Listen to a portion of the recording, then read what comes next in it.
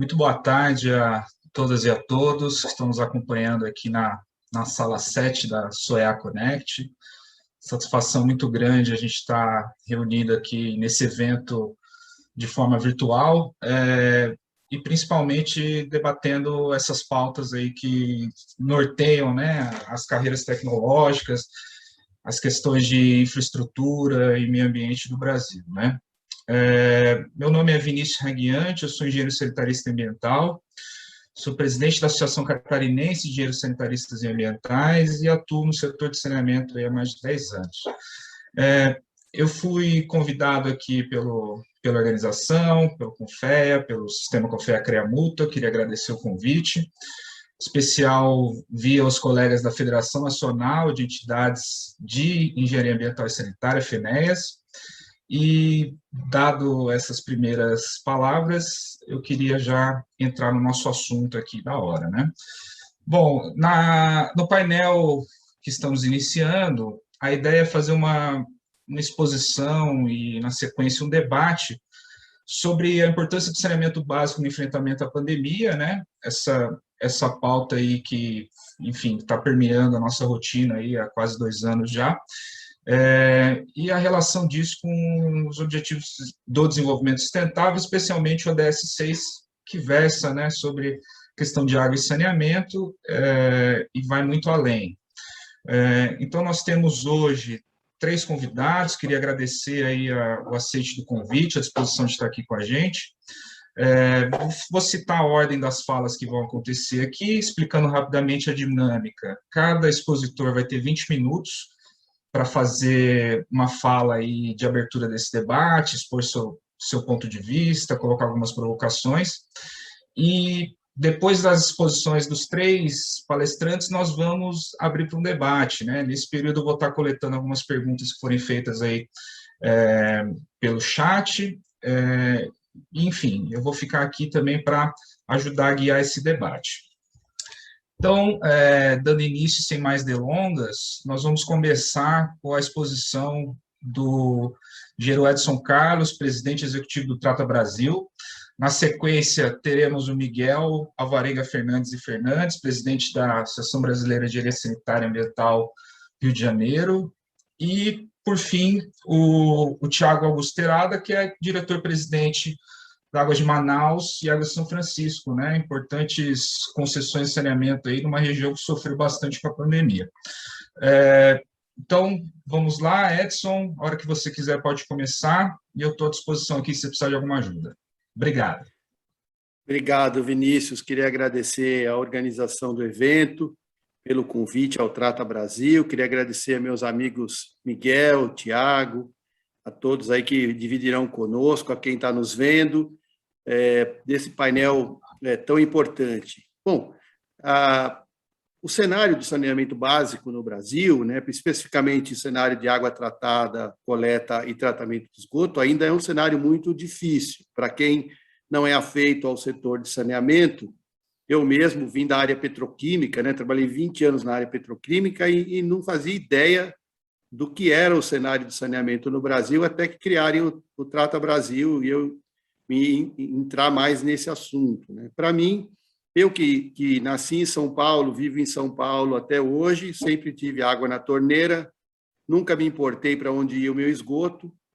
Então, essa é a realidade da grande parte do Brasil, mesmo daqueles que não têm, muitas vezes, o serviço, não sabe que existe uma carência gigantesca nessa infraestrutura. Então, a gente vem ainda de um sistema muito baseado nos anos 70, né, na constituição das grandes companhias de água e esgoto.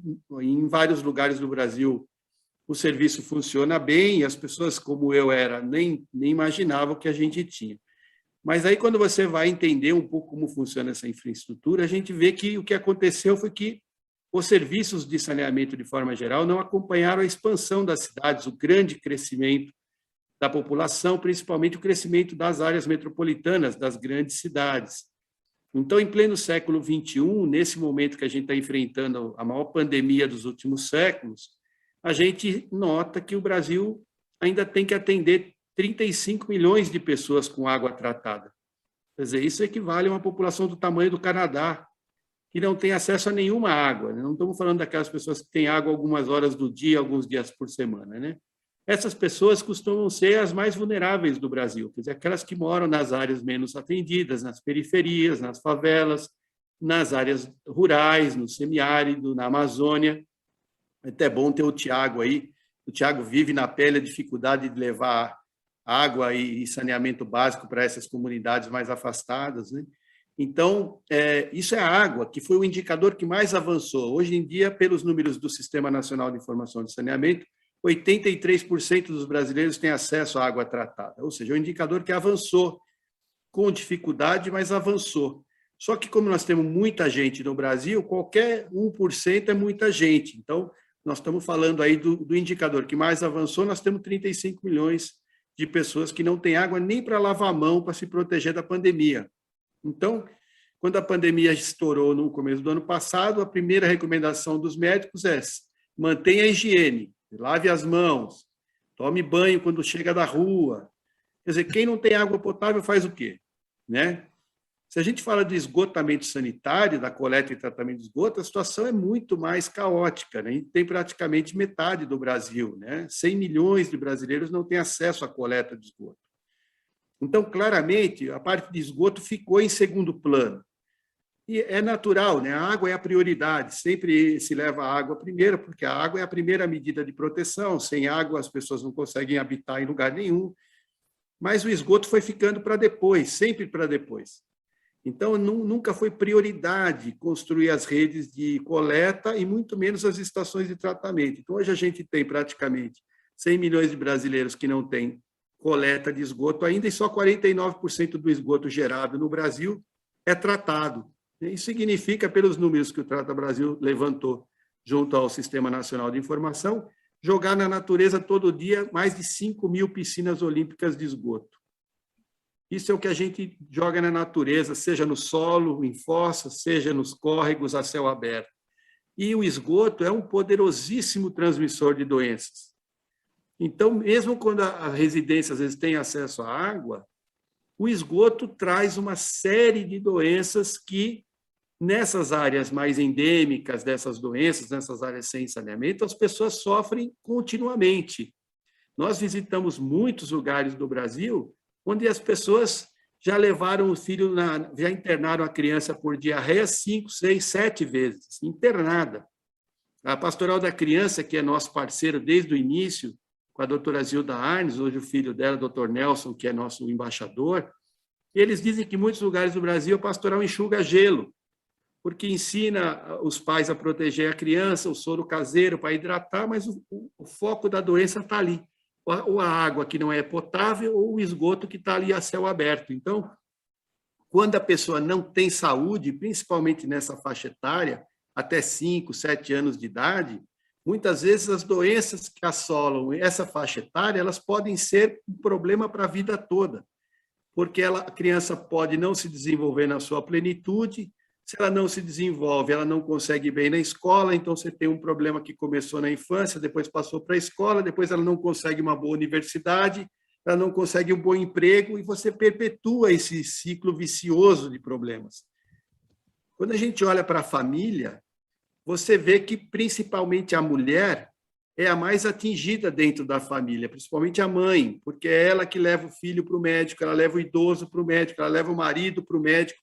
Então, as mulheres perdem muitas horas de trabalho, muitas horas de lazer por cuidar da saúde da família, e nesses lugares onde não tem saneamento, muito mais.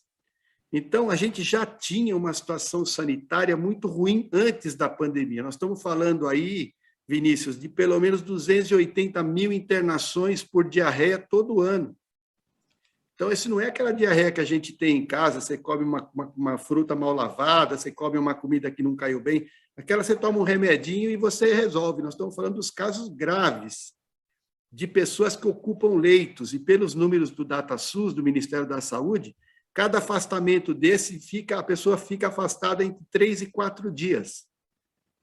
Então, são 3 a 4 dias que a pessoa não vai trabalhar. Se ela trabalha com carteira assinada, a empresa repõe aquele recurso, né? Ela indeniza aqueles dias, mas ela perdeu produtividade, porque você não trabalhou, e, em muitos casos, nessas áreas mais problemáticas, é formada muito por diaristas. São pessoas que trabalham na área da limpeza, são ambulantes, são vendedores autônomos, esses perdem a renda mesmo, porque eles, ao não sair de casa para trabalhar, ele não recupera mais aquele recurso.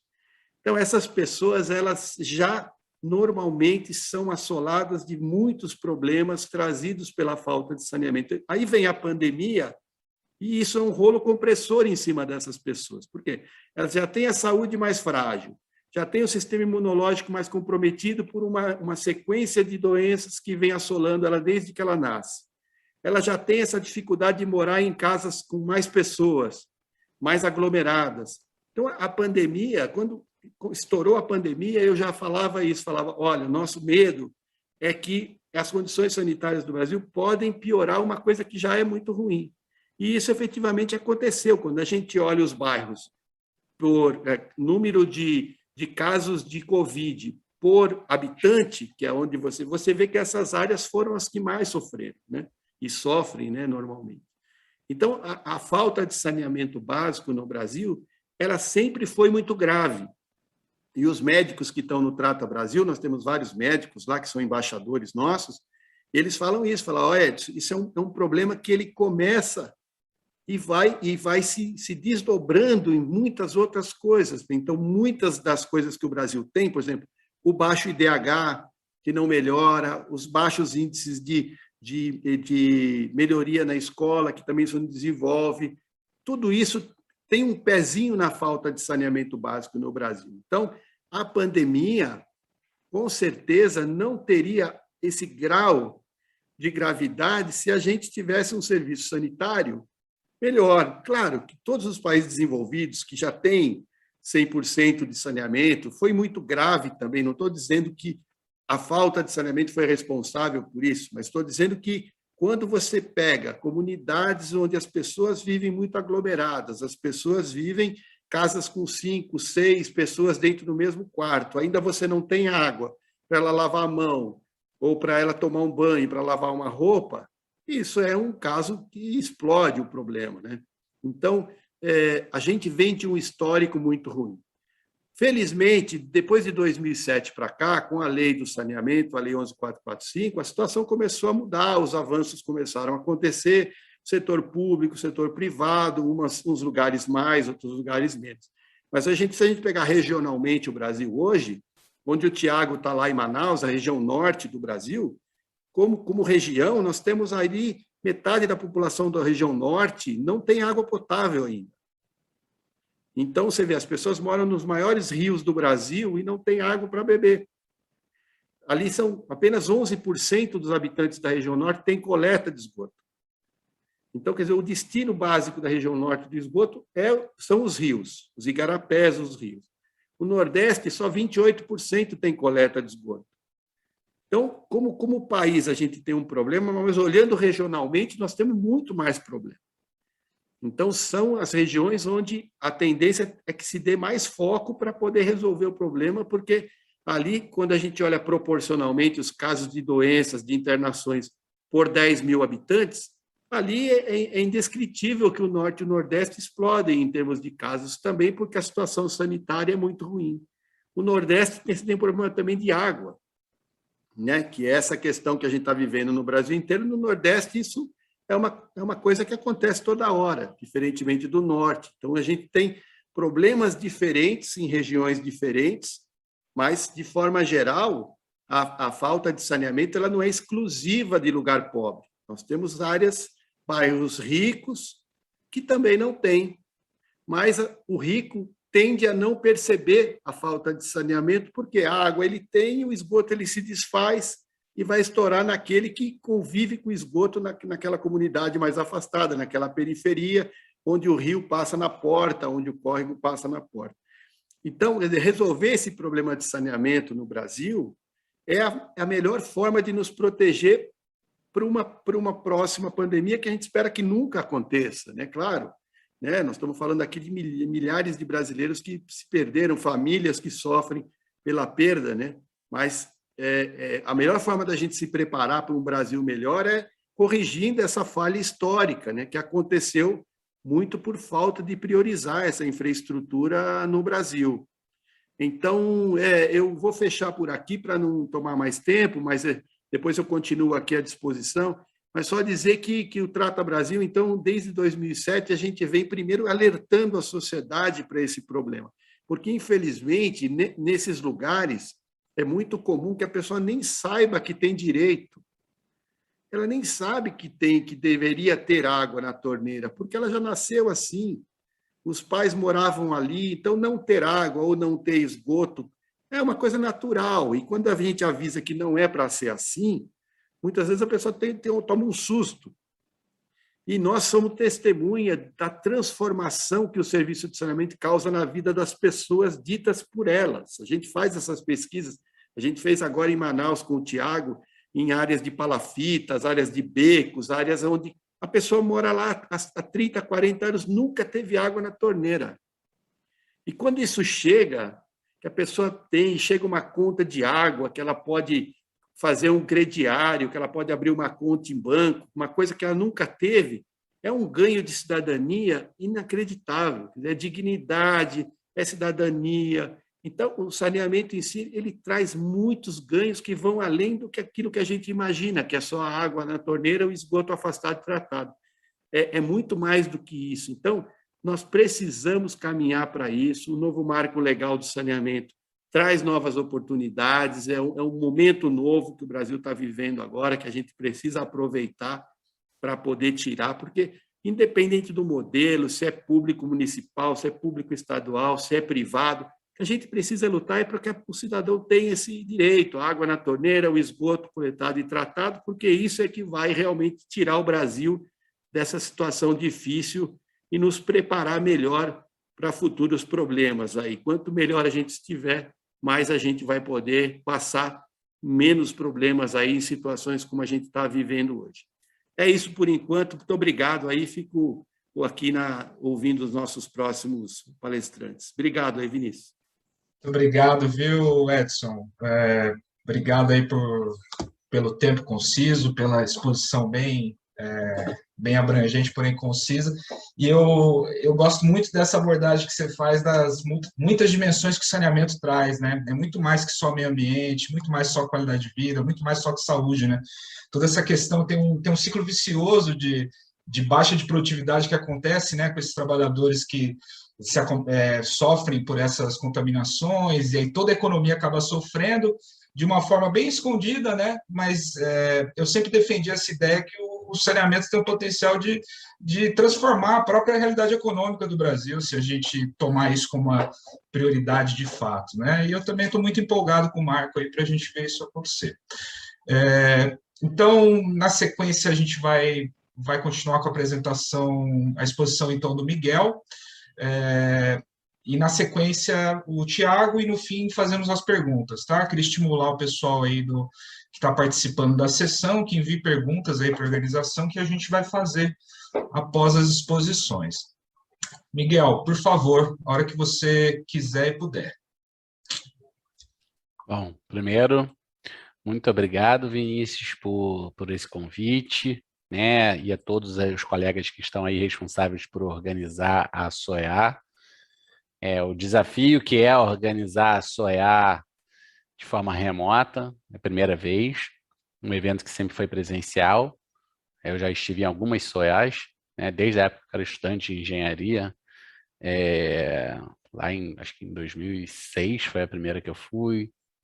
Depois eu organizei a SOEA, ajudei a organizar a SOEA no Rio de Janeiro, em 2007, quando foi aqui no Rio de Janeiro. Eu era o coordenador do CREA Estudante, que era o Núcleo para Estudantes de Engenharia aqui do Estado. Na época, hoje, atual presidente do CREA São Paulo, aí o Edson, que é de São Paulo, né, era o Vinícius, e a gente é colega aí da mesma época, e ele era o presidente do CREA Júnior lá de São Paulo. E ver aí a SOEA entrando, né, finalmente aí também no mundo digital. Eu acho que isso aqui é um legado, vamos colocar dessa forma, que a pandemia está trazendo, uma redução de custo, possibilitando aqui milhares de pessoas estarem conectadas ao mesmo tempo e se encontrando para discutir os problemas relacionados às engenharias, vamos colocar assim, né? Porque engenharia, agronomia, geociências, que envolvem aí o nosso conselho profissional.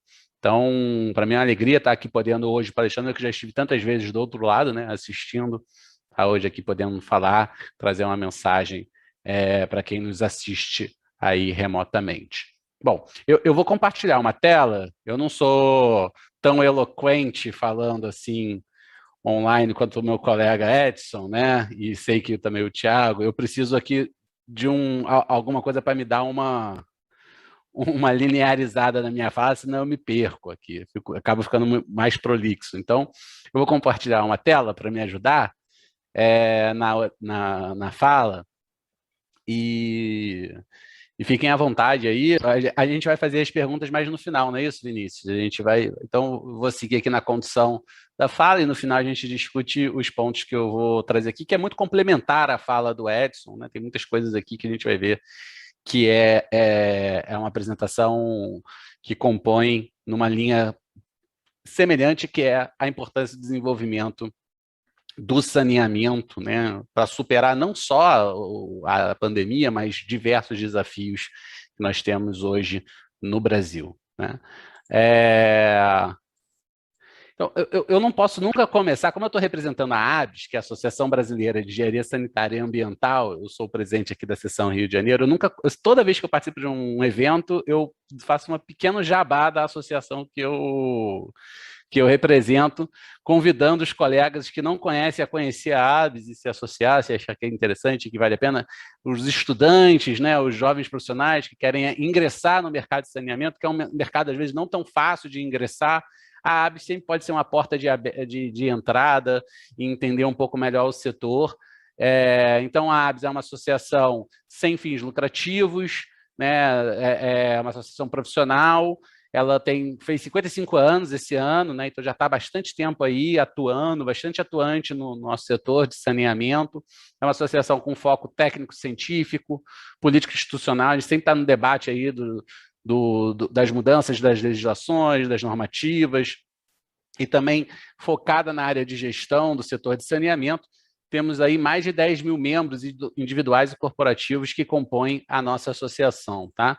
E a gente atua em diversas frentes, né? Desde a parte de cursos específicos técnicos, a gente está fazendo agora os cursos online, vários cursos com grande sucesso, né? Até os eventos. Vamos ter agora o nosso congresso, que vai acontecer do dia 17 ao dia 21 no Paraná. Vai ser um congresso híbrido, né, na retomada aí, dos eventos presenciais também, né? E mesmo quando não estava podendo ter híbrido, a gente manteve muitos eventos online. A gente acabou de ter agora em agosto o Silo Beza, que é o seminário Brasil-Portugal na área de saneamento e meio ambiente. Temos um núcleo exclusivo para jovens profissionais, focado no estudante e no recém-formado, um excelente espaço de network, um excelente espaço de troca de informação para aqueles que estão buscando oportunidades no mercado de trabalho. Eu já fui o coordenador desse núcleo aqui nacionalmente e hoje muito bem conduzido pelo Ethan. Tenho certeza que ele vai ajudar vocês aí no que vocês precisarem. Quem estiver aí nos vendo que tem esse perfil, fazemos palestras, webinars específicos. Agora não estamos fazendo visita técnica, mas já fizemos muitas visitas técnicas. Dentro do possível, a gente tenta estar ali, né, pautando junto à imprensa. A gente estava falando aqui antes de começar o seminário com o Edson sobre isso. No debate sobre as questões dos saneamentos, dos desafios, né, dos temas que têm relevância e que nos preocupam, tentando trazer uma visão do setor, né, da forma plural como a ABS né, que tem desde o setor privado ao setor público, do estudante ao professor, ao pesquisador. Então, a gente tenta levar essa visão plural para a sociedade. Temos duas revistas técnicas. Isso aqui é um ponto de bastante, assim, para quem é da área acadêmica, como é o meu caso, de grande prestígio. São as duas revistas com maior qualificação CAPES, que é a ESA e a RB-CIAMB, né? Uma mais focada na área de saneamento, outra mais na área de meio ambiente. A ESA aí é qualificação A3 na CAPES.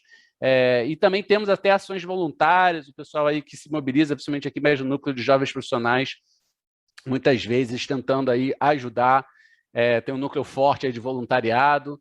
Então, se você está querendo entrar aí no setor de saneamento, as CAPES pode ser sua porta de entrada e a sua casa de moradia ao longo da sua vida profissional. Essa aqui é uma foto da nossa sede física, né? A gente tem lá um local muito privilegiado de vista ali da Baía de Guanabara.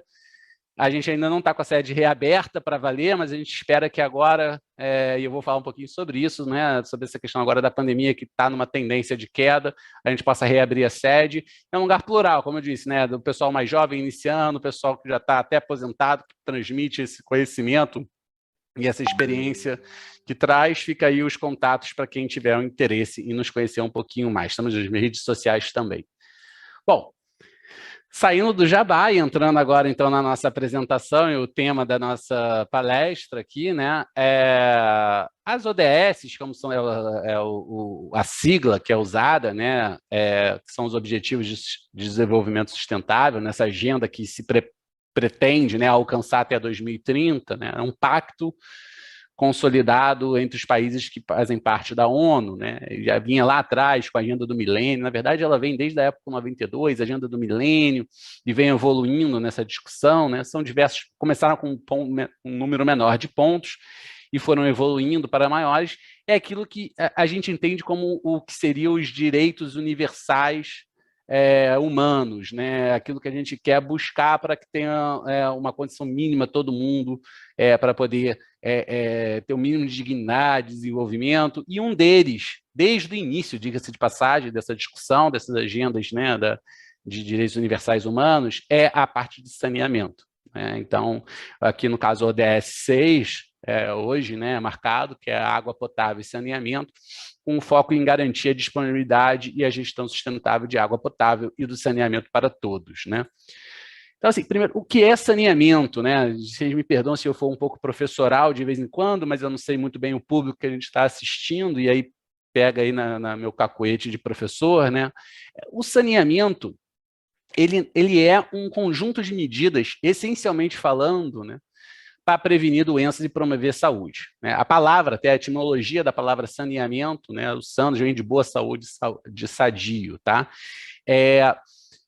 Então, a gente pode encarar o saneamento básico como, prioritariamente, como saúde pública, e aí eu gosto muito dessa terminologia que o meu querido professor Eduardo Pacheco Jordão gosta muito de usar, né, como medicina preventiva, né, somada à questão do desenvolvimento social, que é um ponto, assim, essencial, né? Assim, todos os indicadores de desenvolvimento social que você quiser pegar, índice Gini, IDH, qualquer um, ele tem correlação direta, bijetora, com os índices de saneamento básico. Então, é impossível o desenvolvimento social sem evolução do saneamento básico e vice-versa, né? Então, esse é um ponto, assim, fundamental, ele transcende a saúde pública, né? Isso tem mil parâmetros que a gente possa correlacionar a isso. Então, trazendo assim um pouquinho mais de ótica na discussão do que isso significa saneamento em termos de infraestrutura, né? A lei que rege isso, ela determina saneamento básico, é 11.445, ela estabelece que saneamento são 4 infraestruturas urbanas, essencialmente falando, que é o sistema de abastecimento de água, o sistema de esgotamento sanitário, o sistema aí de, né, coleta, tratamento e disposição final de resíduos sólidos, e o sistema de manejo e tratamento, se for o caso, mas aqui no Brasil a gente não tem muito, de drenagem das águas pluviais.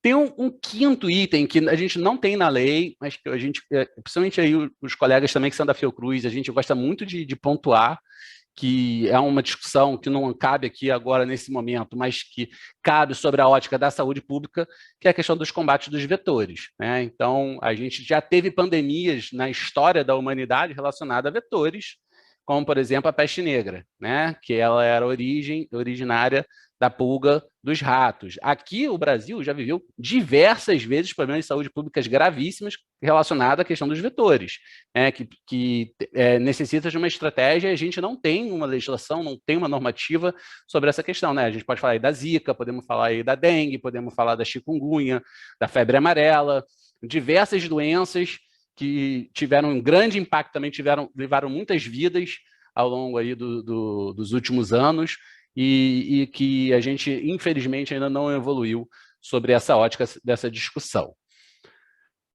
Mas quando a gente fala de saneamento, né, a gente fala de água, esgoto, drenagem e resíduos sólidos, né, a gente não pode falar isso sem entender o que é a lógica, e aí me prendendo mais à concepção urbana, né, eu vou deixar um pouquinho aqui de lado o saneamento rural e vou me focar um pouco mais ao debate do saneamento urbano, porque o saneamento rural é um outro debate, né, um pouco mais... a gente ficaria muito extensa aqui a apresentação. A gente fala de um problema urbano, propriamente dito, né?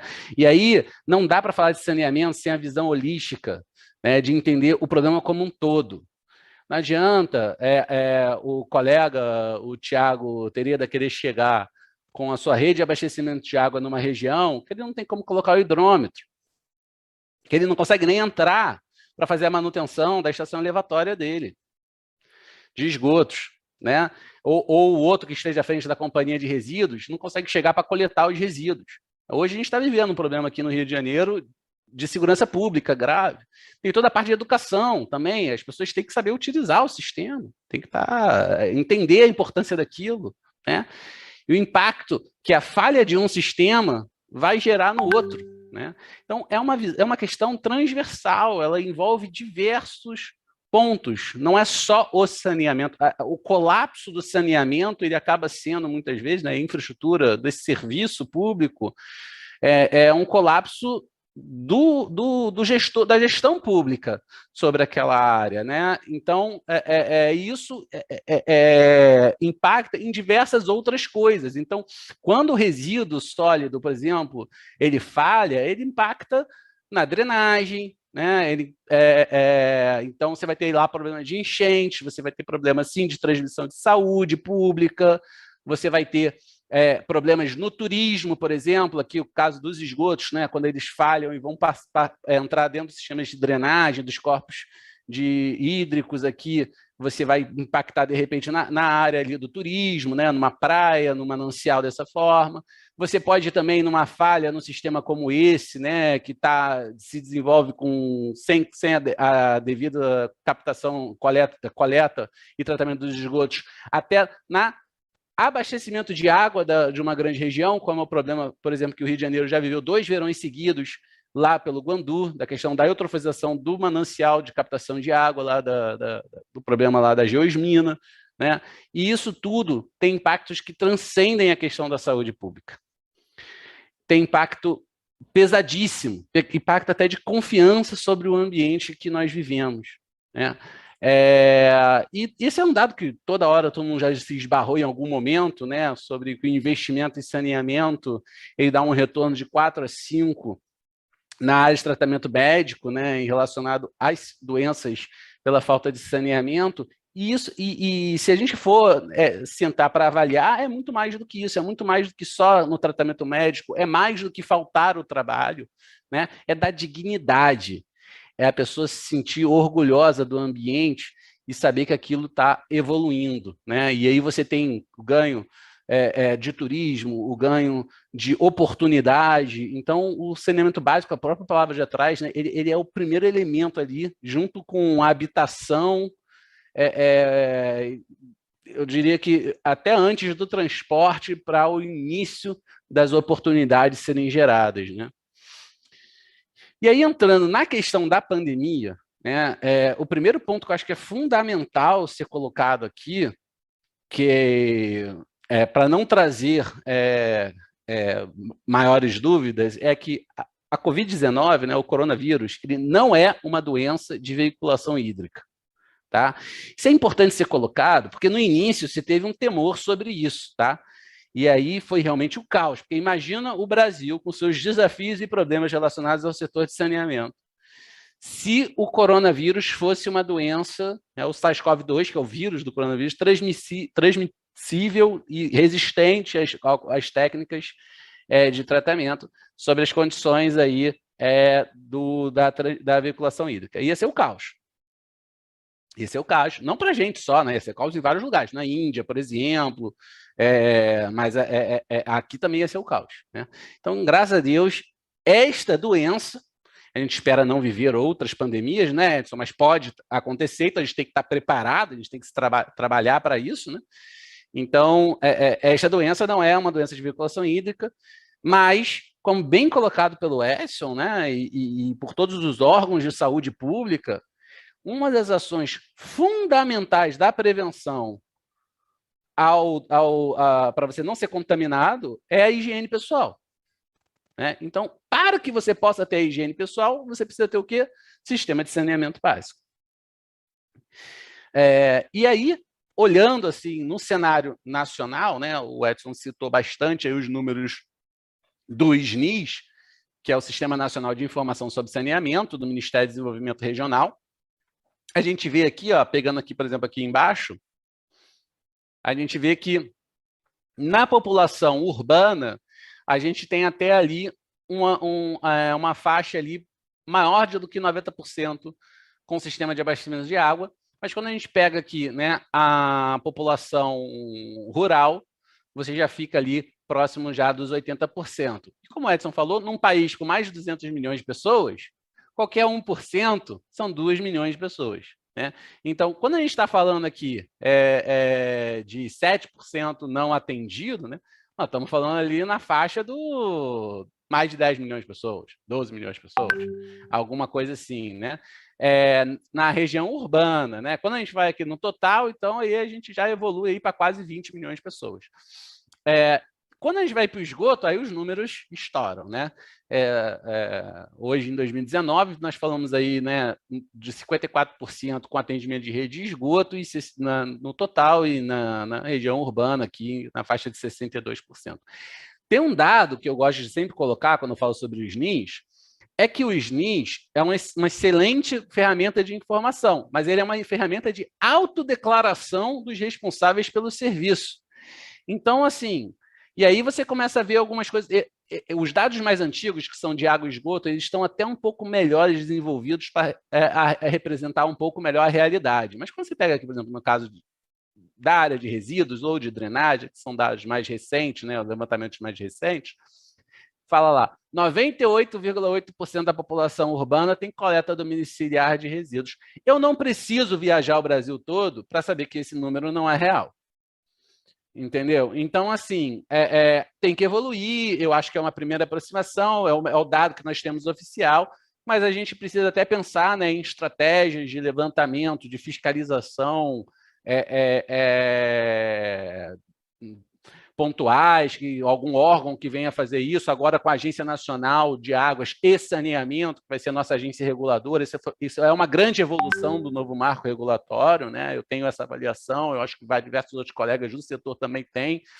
A gente tem que evoluir, avançar nessa painel de sistemas de informação, e acredito que outros colegas que também trabalham e se dedicam tanto ao setor já estão pensando nisso, para que a gente tenha esse número mais bem mensurado, né? Porque quando a gente compara, por exemplo, com o censo do IBGE, que está atrasado aí, infelizmente, a gente não está podendo utilizar. A gente vê também que a autodeclaração é uma autodeclaração distorcida, porque o cidadão ele não entende direito, muitas vezes, do setor de saneamento.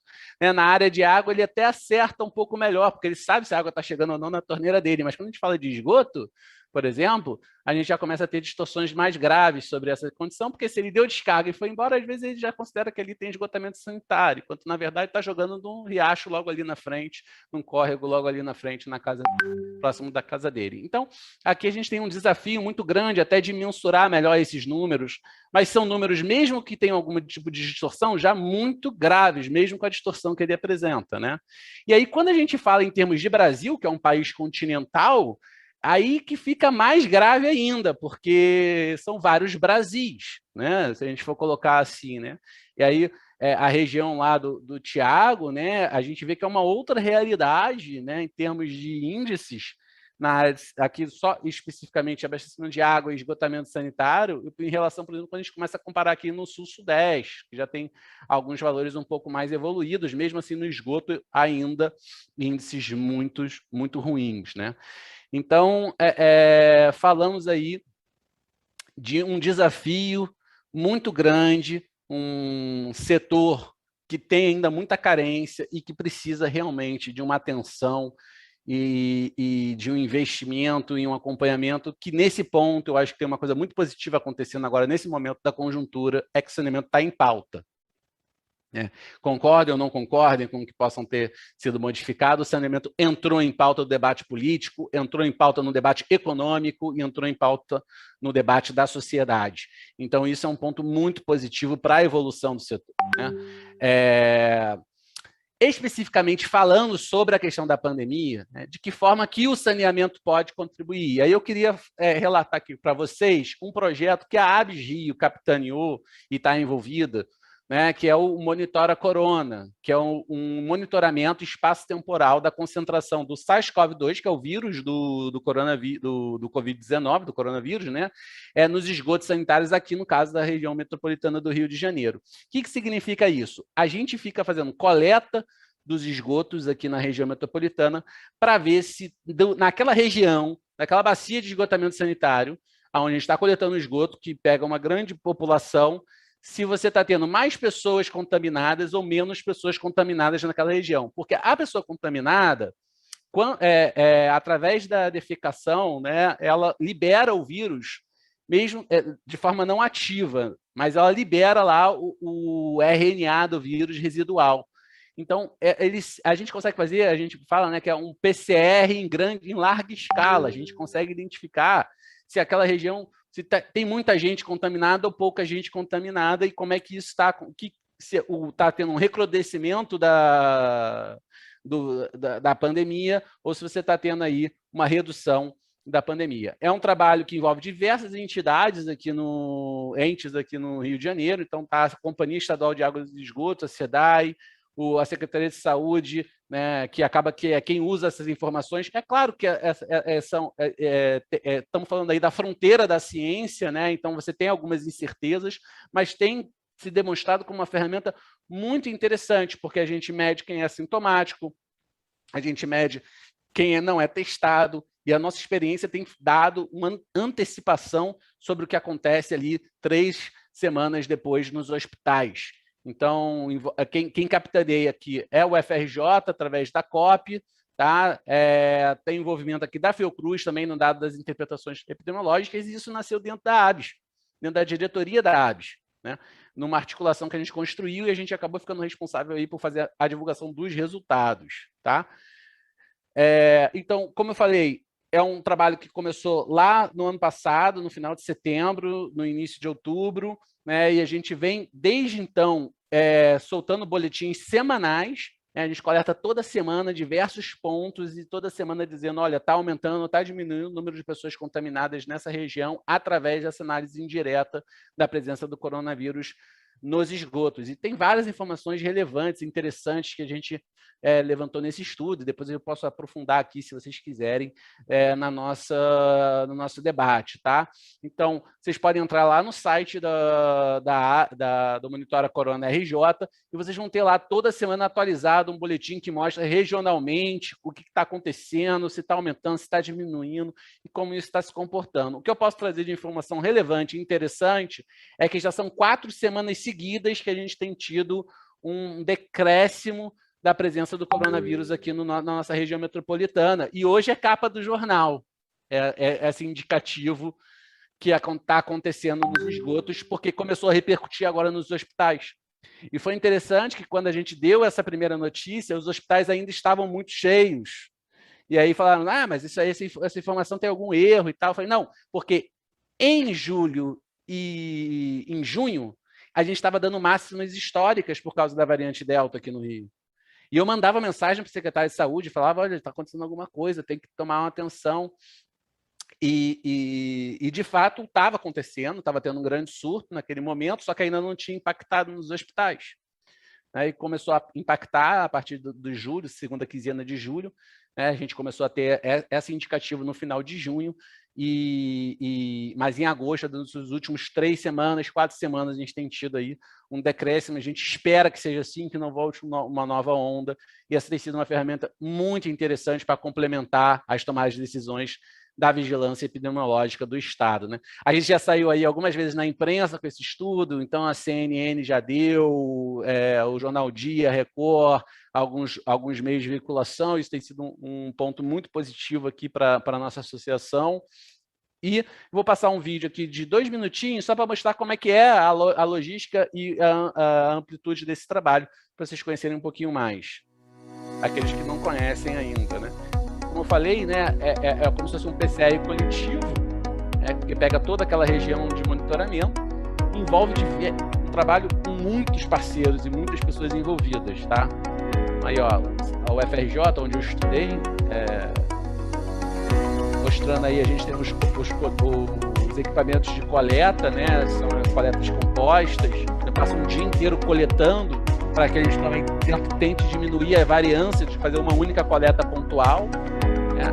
Depois isso vai para o laboratório lá da UFRJ, que vai fazer a concentração viral, você coletou 2 litros de esgoto, você tem que transformar isso numa concentração, e aí tem as metodologias para isso, para poder entrar no equipamento do PCR. A gente faz algumas análises, como por exemplo DQO e outro para ver se aquele esgoto, por exemplo, não esteja muito diluído em virtude de algum parâmetro como chumbo ou algo semelhante, né? A gente tem que tentar buscar algumas informações sobre isso, e aí vai lá para o laboratório de microbiologia da UFRJ, onde vai ser rodado lá no equipamento, lá o PCR, para a identificação da quantidade de nucleicos virais naquela amostra de esgoto e dar esse indicativo de aumento ou de arrefecimento ou recrudescimento das pessoas contaminadas naquela região.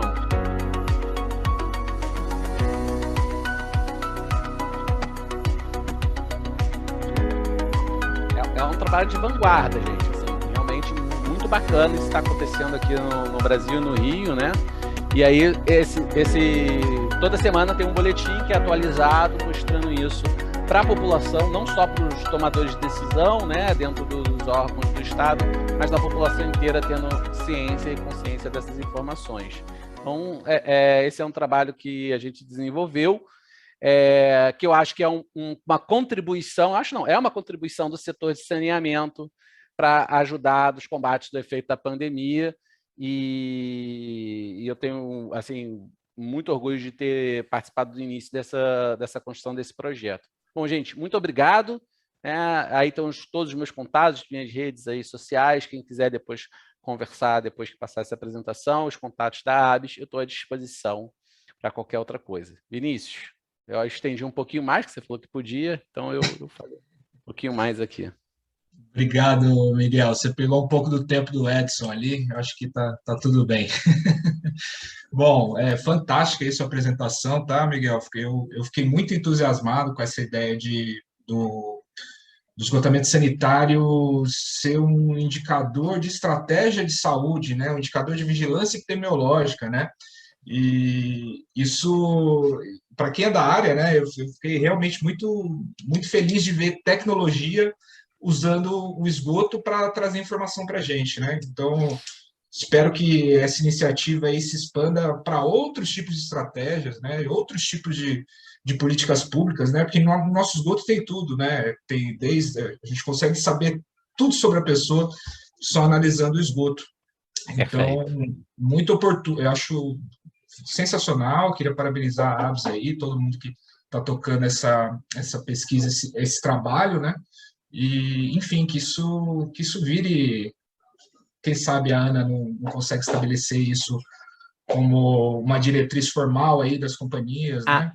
A Ana tem um trabalho, tá, financiado junto com a FMG, que foi o primeiro, o pioneiro é o da FMG, a gente até usou ele como... né? Exatamente, e virou pelo INCT depois agora em alguns outros estados, até pegando os dados do Rio de Janeiro, que virou uma composição. O Rio nasceu assim de forma meio paralela a esse da Ana, mas eu acho que tem que somar esforço, a gente está nesse empenho também, somar esforços de trabalhar de forma coletiva, porque o importante é ter essa rede de informações ajudando no combate de qualquer outro efeito sobre isso. Mas a gente pode conversar isso depois com mais calma aqui na hora do debate, mas era só para complementar essa informação aí. Tá bom, obrigado pela correção aí. E só queria fazer um último comentário da sua fala, que é sobre essa questão do acesso ao saneamento. E como o saneamento é a única infraestrutura que, na verdade, a gente tem que ensinar as pessoas a usar, né? Não basta passar uma rede na rua, nem basta colocar um ponto de disposição de resíduos, que significa que o cidadão vai estar usando corretamente, né? O exemplo que o Edson falou sobre quem tem saneamento e às vezes é de classe alta, né? Só porque a descarga foi embora, ele acha que está tudo ok. Então, o impacto que está causando no meio ambiente, ele não está vendo, né? Então, não é igual colocar um asfalto na rua, né? Levar saneamento tem que levar educação também, porque junto com ela tem toda essa questão da dignidade aí, né? Que a gente promove para as populações. Mas é isso, obrigado, tá, Miguel? E daqui a pouco a gente vai continuar o debate, já tem algumas perguntas chegando aqui. Bom, na sequência a gente vai ouvir o Tiago, estou muito curioso aí para ver a exposição dele, esses desafios que ele deve estar encarando aí, tanto nessa perspectiva aí dessas concessões do novo marco, né, os desafios regulatórios, mas focando especificamente na questão da pandemia na região norte e esse buraco que a gente tem na questão do abastecimento de água da região norte, né? Então, por favor, Tiago, fique à vontade aí, 20 minutos, mas está tranquilo, tá? Pode tocar. Obrigado. Maravilha, Vinícius, obrigado. Depois, se você puder, se eu passar muito, você me avisa, não tem problema nenhum aí, eu tento me conter aqui para poder dar tempo aí para o debate, acho que é muito mais frutífero, né? Bom, só sumarizando, acho que falar depois tem uma vantagem que é, de fato, a gente poder pular algumas partes que já foram ditas, né, e tentar sumarizar aqui ou tentar colocar alguns pontos novos dentro da discussão, né? Então, só fazendo um apanhado rápido, além da minha função de diretor de companhia, também coordeno o grupo de água do Pacto Global, né? Então, esse tema, o DS6, ele é muito familiar para a gente, né? Quer dizer, ele é o nosso dia a dia aí, justamente porque a gente tem uma missão coletiva, né? Não só nós, como outras empresas, de levar o conhecimento e levar ações estratégicas que possibilitem ajudar o Brasil, ajudar os estados, enfim, a atingirem esse compromisso, né, que o país assinou, que ratificou, da questão do Objetivo do Desenvolvimento Sustentável. E falando especificamente do 6, né, a gente, em geral, pensa muito no tema, né, que é água e saneamento, mas esquece que dentro de cada um desses ODS tem metas, né? Então, citando algumas metas aqui do ODS 6, acho que as duas grandes relevantes, né, a primeira e a segunda, falam da universalização da água, né, e para todos, né, do saneamento para todos, e ele traz algumas questões especiais, né, um cuidado especial, principalmente com as mulheres e com as crianças em vulnerabilidade. E aí, extrapolando tudo isso, né, quer dizer, de fato é necessário ter uma atenção especial para as pessoas em vulnerabilidade, porque são elas que, no final do dia, precisam mais do serviço e, muitas vezes, não têm as condições necessárias para tanto. Mas, sendo um serviço de monopólio natural, é imprescindível, né, que esse serviço chegue para todo mundo, né? Então, aí tem algumas considerações para se fazer em relação a isso, né? Quando a gente olha por outro lado, né, quer dizer, a questão da pandemia, poxa, infelizmente, a gente vive numa pandemia, ainda não saímos dessa pandemia, né? E é um marco, querendo, não é nem positivo nem negativo, eu estou falando só que é um marco na nossa história como humanidade, como seres humanos, né? Quer dizer, nós vivemos diversos marcos, sejam guerras, sejam grandes epidemias, que, em geral, são pontos de inflexão e de transformação, de aceleração de transformações, né?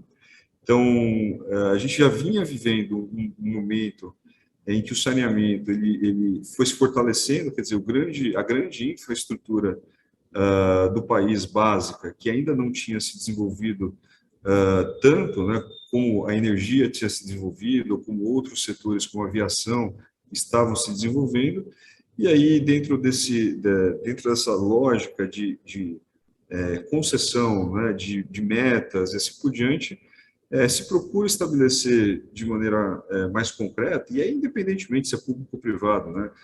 A gente está olhando aqui a lógica do usuário, que o usuário consiga saber exatamente quando ele vai ter, de fato, condições ou prazo para receber o seu serviço. A gente busca isso aqui do Plan SAB, né? Quer dizer, que estabelece as metas de 2033 como metas para que, de fato, exista essa universalização, seja da água ou seja do esgoto, né? Então, a pandemia, ela acelera, de algumas formas, esse processo, né? Então, quer dizer, se torna mais urgente, mais preponderante, o Edson tratou muito bem, né? Que não dá para a gente ter mínimas condições, né, de passar por esse momento difícil sem ter acesso ao serviço, sem ter acesso a poder lavar a mão, sem ter acesso a poder tomar um banho quando chega de casa. Então, o esgoto tratado, que tem, eventualmente, é vetor de doenças, por mais que não seja uma doença hidroveiculada, né, como o Miguel lembrou bem, mas ele transmite outras doenças e acelera, quer dizer, traz pessoas para os hospitais já superlotados. Então, existe uma série de questões correlacionadas que são importantes aí dentro desse contexto, né? Então, você ter o ODS, os Objetivos de Desenvolvimento Sustentável, falando que precisamos universalizar uma pandemia, né, que acelera ou demonstra cada vez mais a necessidade urgente e preeminente de fato, né, a gente garantir o acesso à população para o saneamento básico. Isso acaba, de certa maneira, fortalecendo que o país procure ou busque soluções, né, para que nós consigamos, de fato, universalizar o acesso para todos, né? E aí, inclusive, isso dentro desse objetivo estratégico, metas que o Brasil assumiu dentro de cada um desses ODS, e aí, falando do ODS 6, de universalizar seja água e esgoto.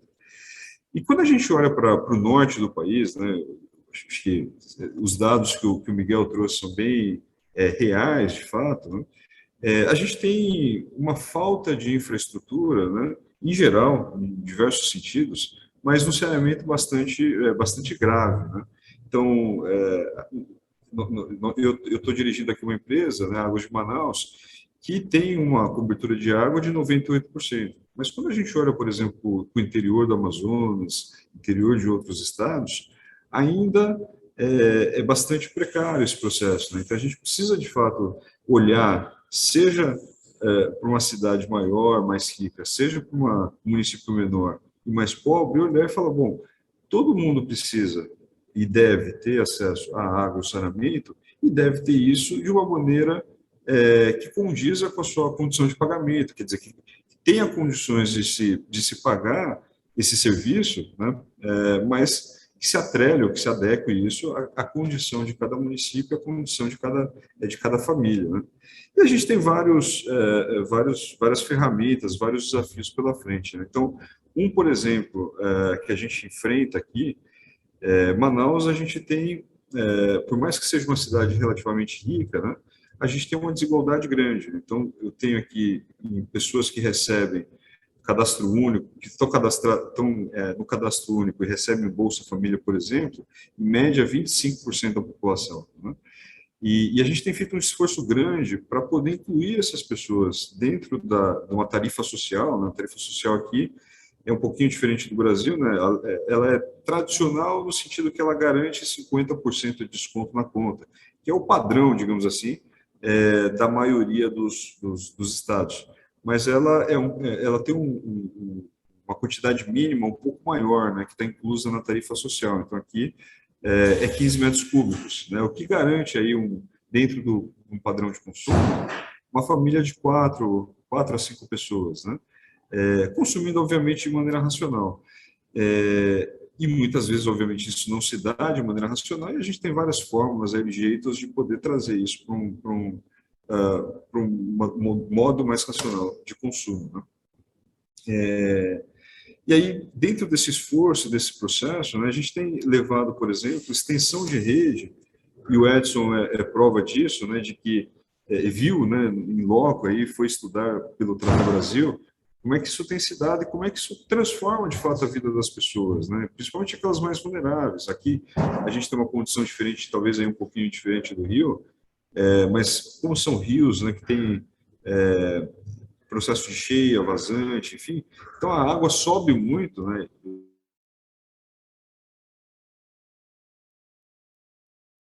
e desce muito rápido, os sistemas, as casas se tornam, de fato, inacessíveis, né? Então, precisava-se descobrir um sistema que pudesse, dentro dessa realidade,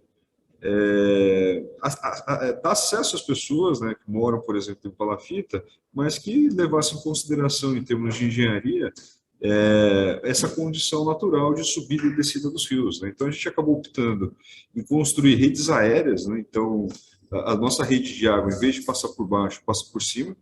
Isso, em primeiro lugar, né, quer dizer, traz mais pressão e acaba com a pressão negativa, que muitas vezes as redes estão expostas, né, que estão passando debaixo ali nas palafitas, e faz com que embaixo das palafitas geralmente água parada, esgoto que entra dentro dessas tubulações que são clandestinas, né?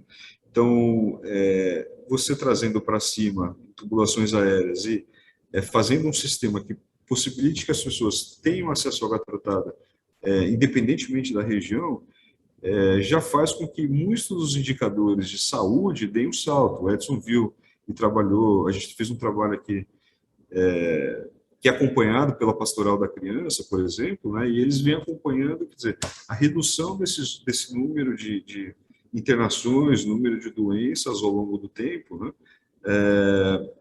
derivadas provavelmente, obviamente que aí a gente tenta achar uma linha causal, né, mas correlacionadas com o avanço da água tratada dentro dessas regiões, né. Com o esgoto, a gente vai conseguir avançar um pouco mais ainda em saúde pública, né, mas isso já traz um monte de percepções que muitas vezes estão ocultas, né, do nosso pensamento, né. Então, um exemplo disso, uma das grandes questões, né, que muitas das famílias que estão em mais vulnerabilidade e durante esse processo de pandemia trouxe dignidade para elas foi, por exemplo, ter acesso ou ter um comprovante de endereço, né, porque com isso elas conseguiam ter acesso a alguns serviços públicos que elas não tinham, por exemplo, que precisavam de comprovante de endereço. Muitas vezes elas conseguiam ter acesso a comprar alguns bens, né, que seriam úteis para passar durante o processo de pandemia e não tinham acesso a crediário, e com isso elas conseguiam fazer crediário, por exemplo, né? Então, levar o saneamento para essas regiões trouxe, obviamente, o benefício direto de ter acesso à água tratada e reduzir o número de doenças, né, que são derivadas desse processo, mas trouxe também uma série de benefícios que fizeram com que as pessoas pudessem passar melhor durante a pandemia e não necessariamente atreladas a isso. Por exemplo, um simples comprovante de endereço que muitas famílias nunca tiveram, né? Então, quando a gente pensa e olha, em termos de dignidade, né, em termos de condição social, às vezes a gente está tão condicionado, o nosso pensamento é tão, digamos, engenharístico, né, que a gente tem uma possibilidade de ter uma percepção social que complementa essa visão e traz uma solução mais completa para a população ou para aqueles que acessam os nossos serviços, né? Então, foram feitas várias ações aí nesse sentido de acesso à água, né? Acho que a tarifa social ela é a mais relevante, né? Manaus aqui nós vamos ser aí no primeiro trimestre de 2022 a capital com mais população atendida, coberta por tarifa social de todo o país, o que garante uma proteção de boa parte dessas famílias em condição de vulnerabilidade, né? Hoje vão dar quase 20%, 100 mil famílias inclusas, 20% da população. Então, eu acho que o saneamento, né, e aí concluindo a linha de raciocínio, o saneamento, quando a gente olha o avanço que o saneamento traz, não só em termos do próprio ODS 6, mas como condicionante para os outros objetivos de desenvolvimento sustentável, né, redução da pobreza, cidades sustentáveis e assim por diante, está muito correlacionado, de fato, né, com garantir com que todos possam ter acesso a esse serviço que é básico, né, que já deveria, obviamente, está universalizado, não está, mas a gente precisa, como sociedade, concluir com todos os esforços, né, para que, de fato, nós consigamos avançar o mais rápido possível na universalização do saneamento, porque isso, o Miguel estava falando, tem aquela clássica que traz benefícios em saúde, 1:4, né, mas traz uma série de outros benefícios, né? O Trata já desenvolveu uma série de estudos falando dessas correlações. Então, você tem valorização imobiliária, enfim, mas mais do que isso, ela é condição de dignidade, né? Então, e dignidade dentro de um processo de pandemia é extremamente necessária, importante, e é uma ferramenta de engenharia, uma ferramenta, né, de infraestrutura que mais traz avanço social para o país como um todo, né? Então, acho que são pontos importantes aí que precisam ser observados, né, e que a gente pode capitanear como sociedade para que a gente tenha uma sociedade mais inclusiva. Muito obrigado aí, Thiago. Excelente exposição. A gente se acabou não usando todos os seus 20 minutos, foi igual o Edson, bem econômico aí, mas acho que a gente já pode, então, começar o debate com algumas perguntas.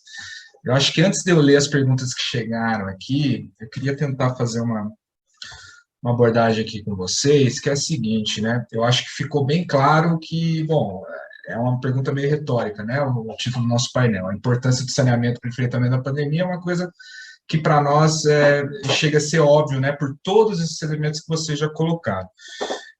Mas eu tenho uma preocupação especial com o nosso prazo de universalização, né? 2033 está colocado no marco. Não acho que a gente precise entrar muito aqui na discussão muito técnica em si, mas eu tenho sérias dúvidas se faz sentido a gente apostar no modelo de universalização que conte somente com sistemas coletivos.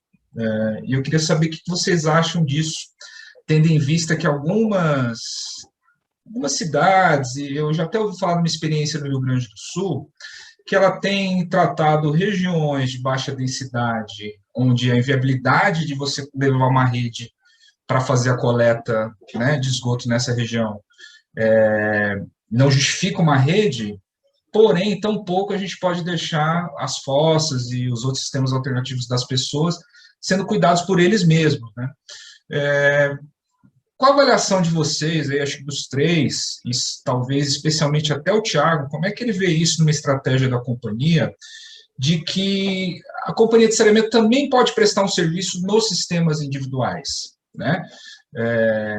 A partir do momento que você está levando água, ele está gerando esgoto, porém, nem sempre você ainda vai estar coletando esse esgoto.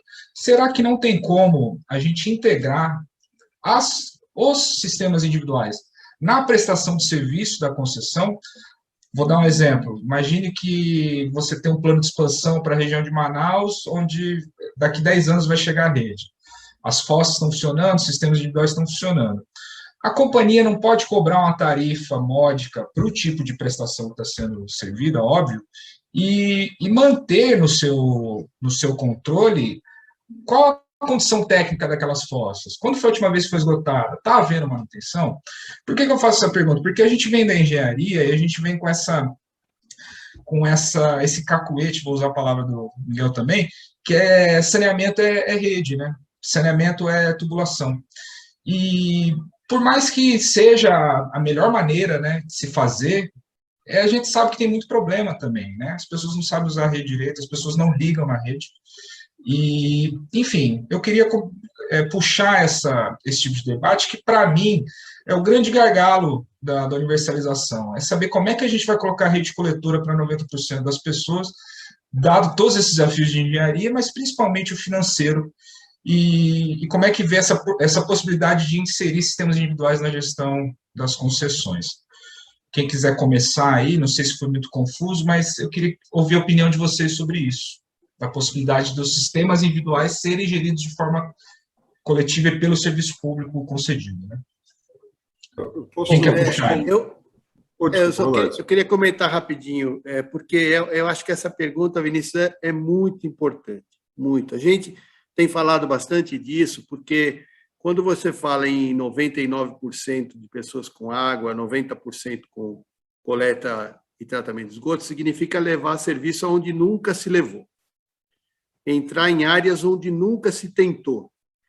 E mais do que isso, Miguel disse bem, em lugares onde você certamente terá muita dificuldade para entrar. Seja dificuldade técnica, seja dificuldade de uso irregular do solo, seja dificuldade de segurança pública, ou seja, o desafio é gigantesco, né? Porque uma coisa é aquele bairro regular, aquele bairro onde você encontra, a rede é necessariamente a melhor forma, porque você ganha escala, você ganha velocidade, né? Mas aí tem aquelas localidades que você vai ter que entrar, só que a rede não faz o menor sentido. E aí a gente pode estar falando desde de favelas, por exemplo, a gente está falando de áreas isoladas, de áreas onde de baixa densidade, onde as demais tecnologias necessariamente vão ter que ser consideradas. E aí, desculpa, meu cachorro latiu aqui. E aí a discussão é, ok, instalar a solução é parte do problema, mas é a manutenção da solução. Então, a gente tem falado muito isso com o pessoal da Funasa, por exemplo, né, porque também há essa grande discussão, qual é o novo papel da Funasa frente ao marco legal do saneamento, né? Quer dizer, o que é da concessionária, o que não é mais, e eu venho defendendo isso, de que essa conversa tem que acontecer incluindo a concessionária. É a concessionária com o poder público local, com esses demais órgãos, para se definir, porque o CISAR é um ótimo exemplo, né? A gente fala sempre do CISAR, o CISAR foi uma forma que se encontrou de comunidades onde a população, mais um mínimo corpo técnico, mas tem uma participação da concessionária ali. Quer dizer, tecnicamente, a concessionária faz parte do processo, quer dizer, tem visitas técnicas periódicas para quando tem algum determinado problema, você tem uma forma. Então, eu acho que essa conversa ainda tem que nascer, viu, Vinícius? Assim, de como é que a gente, uma vez que a gente tem que levar para 99% das pessoas, como é que a gente integra? Porque isso também é uma responsabilidade do poder local, porque a titularidade é do município, portanto, o território é responsabilidade do município. A concessionária tem uma meta a ser atingida, que em muitos locais só vai ser atingida se ela chegar com tecnologias diferenciadas, porque está na meta dela, uma vez que ela aceitou aquela concessão, ela precisa ir atrás daquela meta. E tem esses fundos de governo federal, ainda dinheiro de recurso público, que naturalmente está empenhado para pequenos municípios e para essas áreas mais vulneráveis. O que precisa, talvez, é começar essa conversa, né? Para que você integre uma forma onde a concessionária participe com o que ela sabe fazer melhor, que é a parte técnica, mas que você tenha também o poder público local participando dessa decisão, uma vez que o território passa necessariamente para a responsabilização do prefeito, e você tenha recursos que podem vir de áreas do governo que já tem recursos para isso, mas não consegue utilizar. O caso da Funasa. Eu tive várias reuniões com o presidente da Funasa e disse, não tem um problema de recurso aqui, nós temos um problema de projeto. Quer dizer, onde aplicar? Então, às vezes, você tem dificuldade de aplicar o recurso porque a gente não pode mais cair naquele erro do passado de pensar só no equipamento. O passado era assim, o prefeito fazia uma pressão em Brasília, você comprava X equipamentos, ia lá, instalava, inaugurava, e um ano e meio depois aquele equipamento estava parado lá porque deu um problema. Ou seja, nunca se agregou exatamente esse ponto que você colocou. Mas quem cuida? Quem olha a técnica, como é nos Estados Unidos, né? Quer dizer, o que você falou não é novidade, quer dizer, em outros países é isso. Você tem alguém que visita essas soluções, seja fossa filtro sumidouro, seja um biodigestor industrial, uma mini estação de água ou mini estação de esgoto, mas tem uma visita técnica periódica que olha, o equipamento faz uma análise química, bioquímica do efluente, olha, está funcionando, toca o barco, está aqui um ano, a gente se vê. Então, eu acho que essa conversa faz todo sentido, precisa acontecer, É bom o Tiago estar aqui, porque o Tiago vive isso, né? Manaus é um piloto que tem tudo, né, Tiago? O Rio de Janeiro e o Amazonas são dois lugares, eu acho que sintetizam o Brasil. Assim. Você tem tudo acontecendo um pouco, né? Você tem aglomerado, você tem área isolada, você tem palafita, você tem... Então, acho que nós temos aqui o Miguel e o Tiago, que representam aí dois dos maiores desafios de saneamento que o Brasil tem. Mas, na minha visão de Trata Brasil, eu acho que essa conversa é muito importante. A gente não pode deixar a concessionária fora dessa conversa, porque o corpo técnico, tradicionalmente, está ligado às companhias, está no CREA, está na universidade, quer dizer, não só a concessionária, né? A gente tem um corpo técnico na cidade que a gente deveria integrar de alguma forma, porque isso não é o recurso, que falta, eu acho que é a articulação. Aí termino aqui. Perfeito, Edson, obrigado. Alguém quer comentar também? Tiago? Deixa eu comentar, Vinícius. Eu acho que essa pergunta, né, ela é importante, mas ela é uma discussão muito mais do meio, né, do como, e não do fim. Né? Então, o que eu quero dizer com isso? Então, o fim, no final do dia, é o seguinte: a gente precisa, de fato, garantir com que o saneamento seja acessível, esteja ou chegue para todas as pessoas, né? E esse esgoto que vai ser tratado, né, esse efluente que vai ser coletado e tratado, ele precisa estar corretamente disposto de volta na natureza, né? Então, esses tem algumas premissas básicas, né, que é o esgoto, de fato, ser tratado e ser devolvido na condição correta, a responsabilidade, ou seja, quem é o responsável por fazer isso, né? Porque se todo mundo for responsável, por exemplo, né, o órgão de fiscalização ele não vai ter como controlar isso, né? Porque você tem várias pessoas que são responsáveis pela mesma coisa. Então, ter um único responsável, às vezes, é melhor, e você, aí sim, no como, verifica como é que você integra essas soluções, né? Mas acho que a primeira pergunta é a finalidade, né? Quer dizer, são as premissas básicas que a gente está centrado, que bom, queremos um efluente tratado e devolvido de maneira correta ao meio ambiente, que tem aí uma responsabilidade direta, né, sobre quem for, de fato, prestar esse serviço, né, e algumas outras aí, e assim por diante. Então, quando a gente vem para o como, né, aí o como, você tem, na engenharia sanitária, você tem trocentas possibilidades, né? Então, você tem desde grandes estações, né, com grandes coletores troncos, com grandes, enfim, né, coletores, redes, assim por diante, e vai caminhando, né? Você tem a possibilidade, dependendo do terreno, da localidade, de fazer microbacias, tem uma possibilidade de fazer ETs menores, você tem a possibilidade de fazer, enfim, soluções individuais e assim por diante, né? Então, acho que no como, depois disso, é perfeitamente natural e perfeitamente possível, porque muitas vezes, quando a gente olha o saneamento, né, quer dizer, por que ele não é individual como conceito, né? E ele é monopólio natural, né? Porque ele é um serviço que necessita de uma economia de escala, né? Ou seja, se todo mundo fosse, se cada casa da cidade fosse tratar a sua própria água e fosse fazer a sua própria coleta e tratamento do seu esgoto, seria inviável em termos de escala, né? Então, por isso que é o monopólio natural, porque em escala você consegue fazer em tarifas módicas, com comodicidade tarifária, garantir que todo mundo tenha acesso a esse serviço. Vai ter localidades, aí você lembrou bem, em sistemas isolados, que é muito mais caro você levar uma rede, por exemplo, coletora, né? Quer dizer, muito melhor, eventualmente, você ter um sistema isolado, que atende uma casa, 3, 4 casas, 3 domicílios, economias, enfim. A grande questão aí no final do dia, volta para aquela premissa inicial, quem é o responsável por isso, né? Se for a concessionária, ela vai ter que garantir que existe uma manutenção, vai ter que fazer uma coleta e verificação em laboratório para garantir que aquele efluente está sendo, de fato, tratado e saindo numa condição outorgada, né? Enfim, tem todo um processo que vai precisar ser feito. Mas não necessariamente isso é o mais barato, né? Quer dizer, para garantir a eficiência necessária, pode-se incluir os sistemas isolados? Né? Pode. Agora, o usuário vai passar a ser responsável por uma série de garantias necessárias desse tratamento de efluentes ou continua com o concessionário? Então, são algumas premissas que, uma vez respondidas, acabam, inclusive, guiando e delimitando, né, a própria forma de se fazer isso.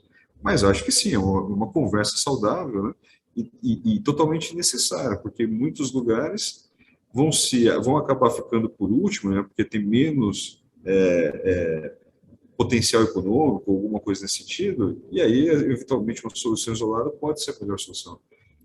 Mas precisa, de novo, né, precisa ser feito de uma maneira muito racional esse processo. Sem dúvida, eu acho que o debate aí é realmente difícil, né? Porque eu acho que para a companhia, com certeza, vai ser mais fácil cuidar de uma rede, né? E manter uma estação central, né? Onde você tem todos os controles possíveis, mas aí vai lidar com aquele risco também da ineficiência da rede, né? A questão das ligações, problema de caixa de gordura. Então, redes mal mantidas, né? Que viram um problema também para a companhia, né?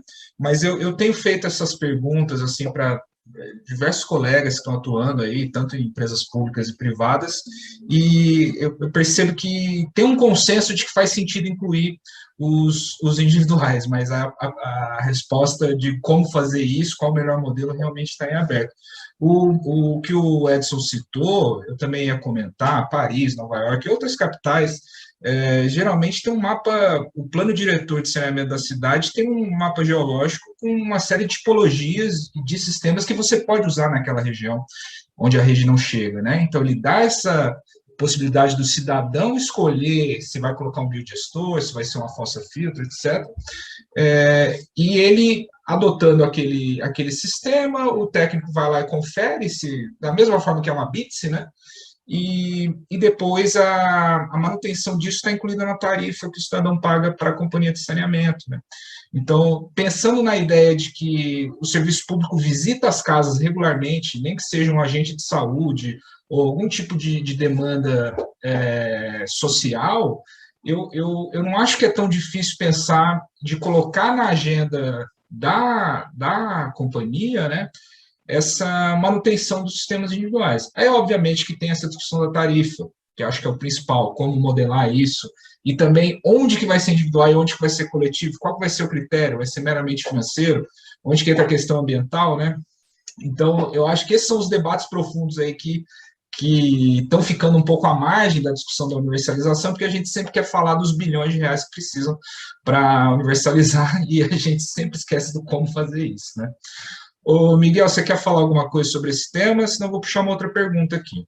Não, é só para complementar mesmo, porque eu acho que os colegas falaram basicamente o que eu também penso, e aí, Vinícius, parabéns aí, a sua pergunta é super relevante, quando a gente fala sobre universalização do esgotamento sanitário.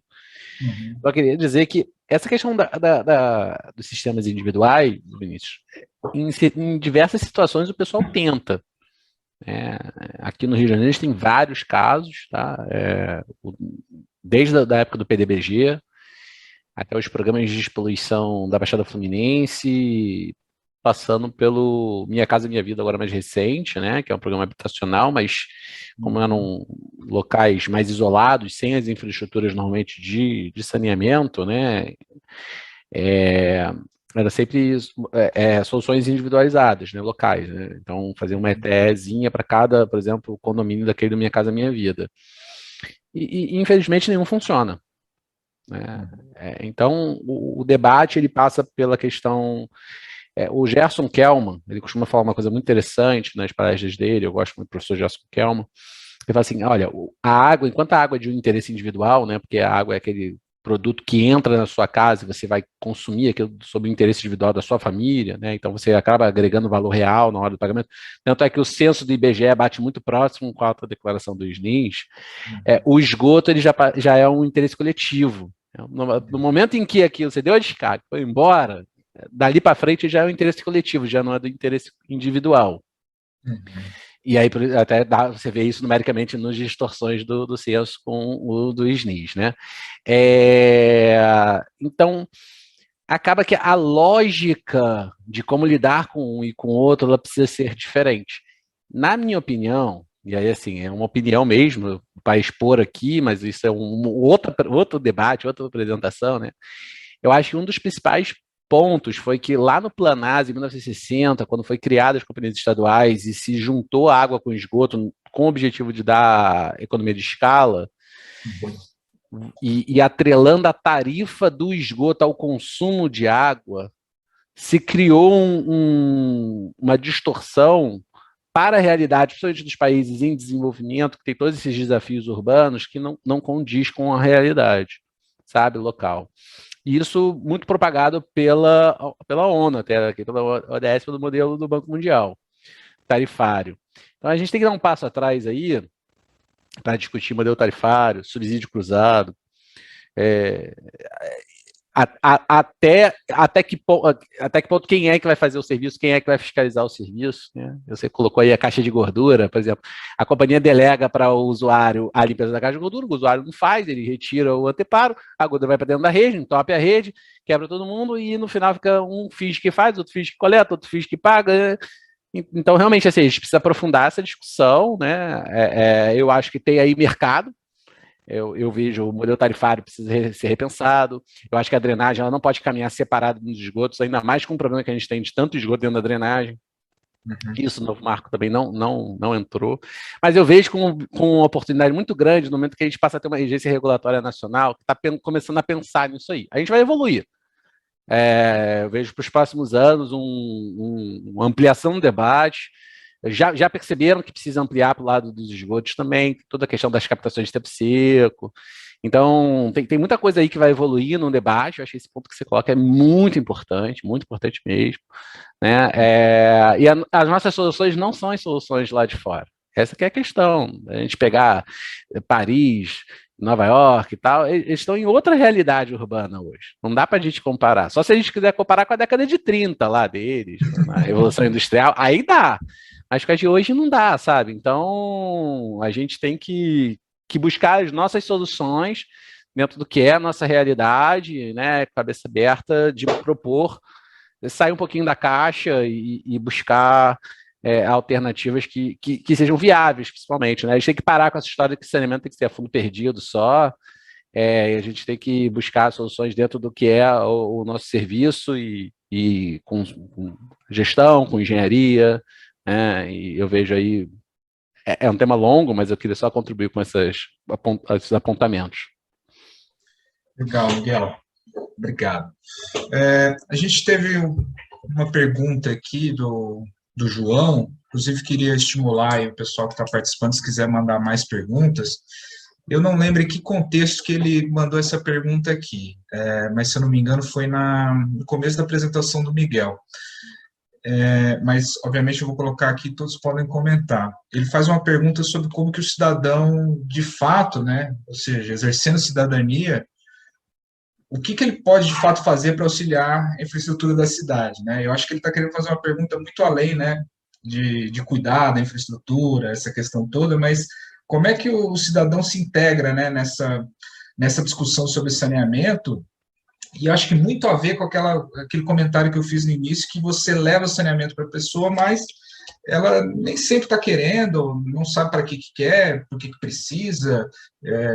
Então, eu acho que está mais nessa linha de como é que engaja, como é que envolve o cidadão mesmo, de que saneamento é importante, de que ele precisa de saneamento, muito além dessa discussão de que protege o meio ambiente, ou de que é saúde, porque acaba ficando abstrato para as pessoas. Eu gostei dessa fala do Kelman aí, Miguel, porque realmente eu nunca tinha pensado por esse lado, do interesse individual e o difuso, e em que momento dessa cadeia que isso deixa de ser o interesse individual, né?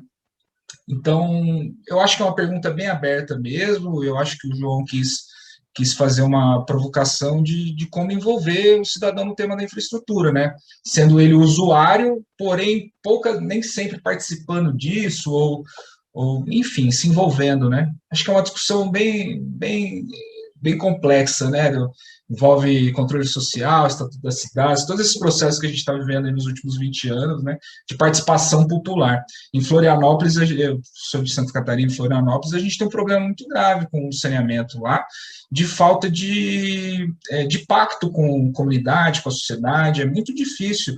O saneamento é muito rechaçado lá. Todos querem saneamento, obviamente, mas quando tem uma obra da companhia de saneamento lá, eles já partem do princípio que a obra vai ser ruim, por um suposto histórico de má prestação do serviço, e a gente faz muito pouco, né? Eu, como engenheiro sanitarista, fico muito chateado, às vezes, de ver o saneamento sofrer, ser criticado, dizer que as companhias são ineficientes, porque eu sei a dificuldade que é, né, de tocar isso. Agora, a gente se mobiliza tanto com o tema de energia, né, porque vai faltar racionamento, a questão de dados, comunicação, todo mundo quer internet melhor, né? Mas e o saneamento? Alguém já viu uma passeata aí para pedir saneamento? Eu acho que é nessa linha aí que o colega João fez a pergunta, e eu deixo aberto aí para vocês comentarem. Eu posso começar, Vinícius? Já que eu fui o último da outra? Não, porque assim, eu acho que a primeira coisa que o nosso colega pode fazer, fazendo um jabá aqui, né? E se ele for profissional do sistema, principalmente, é se associar à ABS, sabe? Porque ela... não, mas numa boa, é um primeiro caminho para você se envolver com as questões do setor. A ABS, ela participa dos conselhos, né? Então a gente está no Conselho de Recursos Hídricos, no Conselho de Meio Ambiente, a gente está nos comitês de bacia, né, em diretorias de comitê de bacia, a gente tem atuação junto aos órgãos, então, assim, e é um trabalho voluntário, né? Então, os seus diretores, os seus coordenadores de comissão técnica, de grupo técnico, é um trabalho voluntário, a gente pega um tempo nosso como profissional e se dedica àquilo, né, em prol do desenvolvimento do setor de saneamento. Então, fica esse convite inicial para o colega, né? É uma oportunidade da gente estar ali, né, tentando entrar e atuar um pouco mais no setor, e nisso você acaba tendo aí uma experiência profissional, troca, também tem ganhos pessoais, tá? Não vou aqui também só ficar vendendo o lado, né, da benfeitoria, mas também dos retornos que isso traz.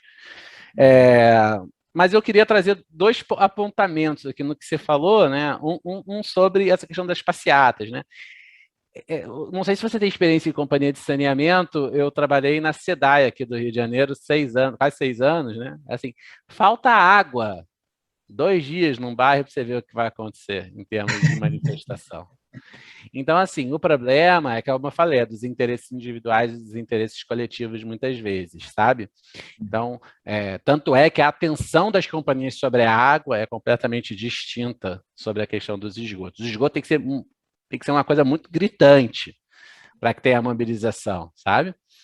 Acontece, não vou dizer que não acontece, mas tem que ser muito mais gritante do que no caso da água. Então, isso acaba até definindo o que passa a ser prioridade dentro das próprias companhias de saneamento. Por isso, essa minha discussão anterior sobre a coisa da parcionamento e até eu acho que é um debate mais profundo, né? Mas, assim, eu vou dar um exemplo que aconteceu comigo sobre essa questão da participação do cidadão individual, né? Não pensando no coletivo, sobre uma condição de saneamento. Uma vez eu estava saindo do escritório no centro da cidade, e aí um caminhão desses de empresa privada coletando os lixos das lojas comerciais, dos restaurantes, essas coisas. Aqui no Rio de Janeiro você tem a companhia municipal, a Conlurb pública, mas os resíduos sólidos dos comércios tem que ser pago pela companhia privada, né? E aí, olha, é um absurdo, mas é verdade isso, Vinícius, Edson e o Thiago. O cara coletou os resíduos dentro do caminhão, era aquele caminhão de prensa, né, para comprimir, caber mais resíduo, e aí, naturalmente, quando você prensa o resíduo, gera um chorume, né, dali, um lixiviado ali. E o cara parou do lado da drenagem, juro, de verdade, e fez uma descarga daquele lixiviado na drenagem da rua. Quando eu vi aquilo, eu comecei a ficar tão revoltado que eu peguei o celular e comecei a filmar o cara. Né, o operador, eu falei, ó, companhia tal, não sei o que. O cara parou na hora. O cara parou na hora o que estava fazendo. Eu não sei se ele foi lá e fez 200 metros à frente depois, quando não tinha mais um chato como ele, eu querendo denunciar o que aquele operador estava fazendo, que era um absurdo. Mas mecanismos dessa forma, né, da fiscalização coletiva podem ser desenvolvidos também pela sociedade, acaba acontecendo muitas vezes sem muito controle, de forma viral, pelas redes sociais, mas isso pode ser pensado, inclusive, pelas companhias de saneamento, aí fica aí até uma ideia aí para o Thiago, né, nessa direção, que auxiliem essa fiscalização, porque se for depender do órgão, botar essa quantidade de fiscal, é inviável. Então, o cidadão como fiscal, né, e o celular como uma arma de fiscalização na ponta da rede é uma ideia muito boa aí no que a gente chama aí do mundo 4.0, na tecnologia 4.0, e que é aqui o que a gente está vivendo aqui na hora da SOEA. Então, eu vejo muito por aí as soluções de aplicação prática, entendeu? Então, e aí na questão individual mesmo, assim, né, do que cada um consegue contribuir individualmente um pouquinho. Então, é essa minha contribuição aí de pensamento sobre o tema. Legal, Miguel. Eu também aposto nessa questão de tecnologia, envolvimento cidadão, postar o vídeo do vazamento na rua, esse tipo de coisa eu acho que tem que ser integrado aí nas políticas de atendimento da companhia. Alguém quer falar alguma coisa aí, Thiago, Edson? Senão a gente segue para outra pergunta.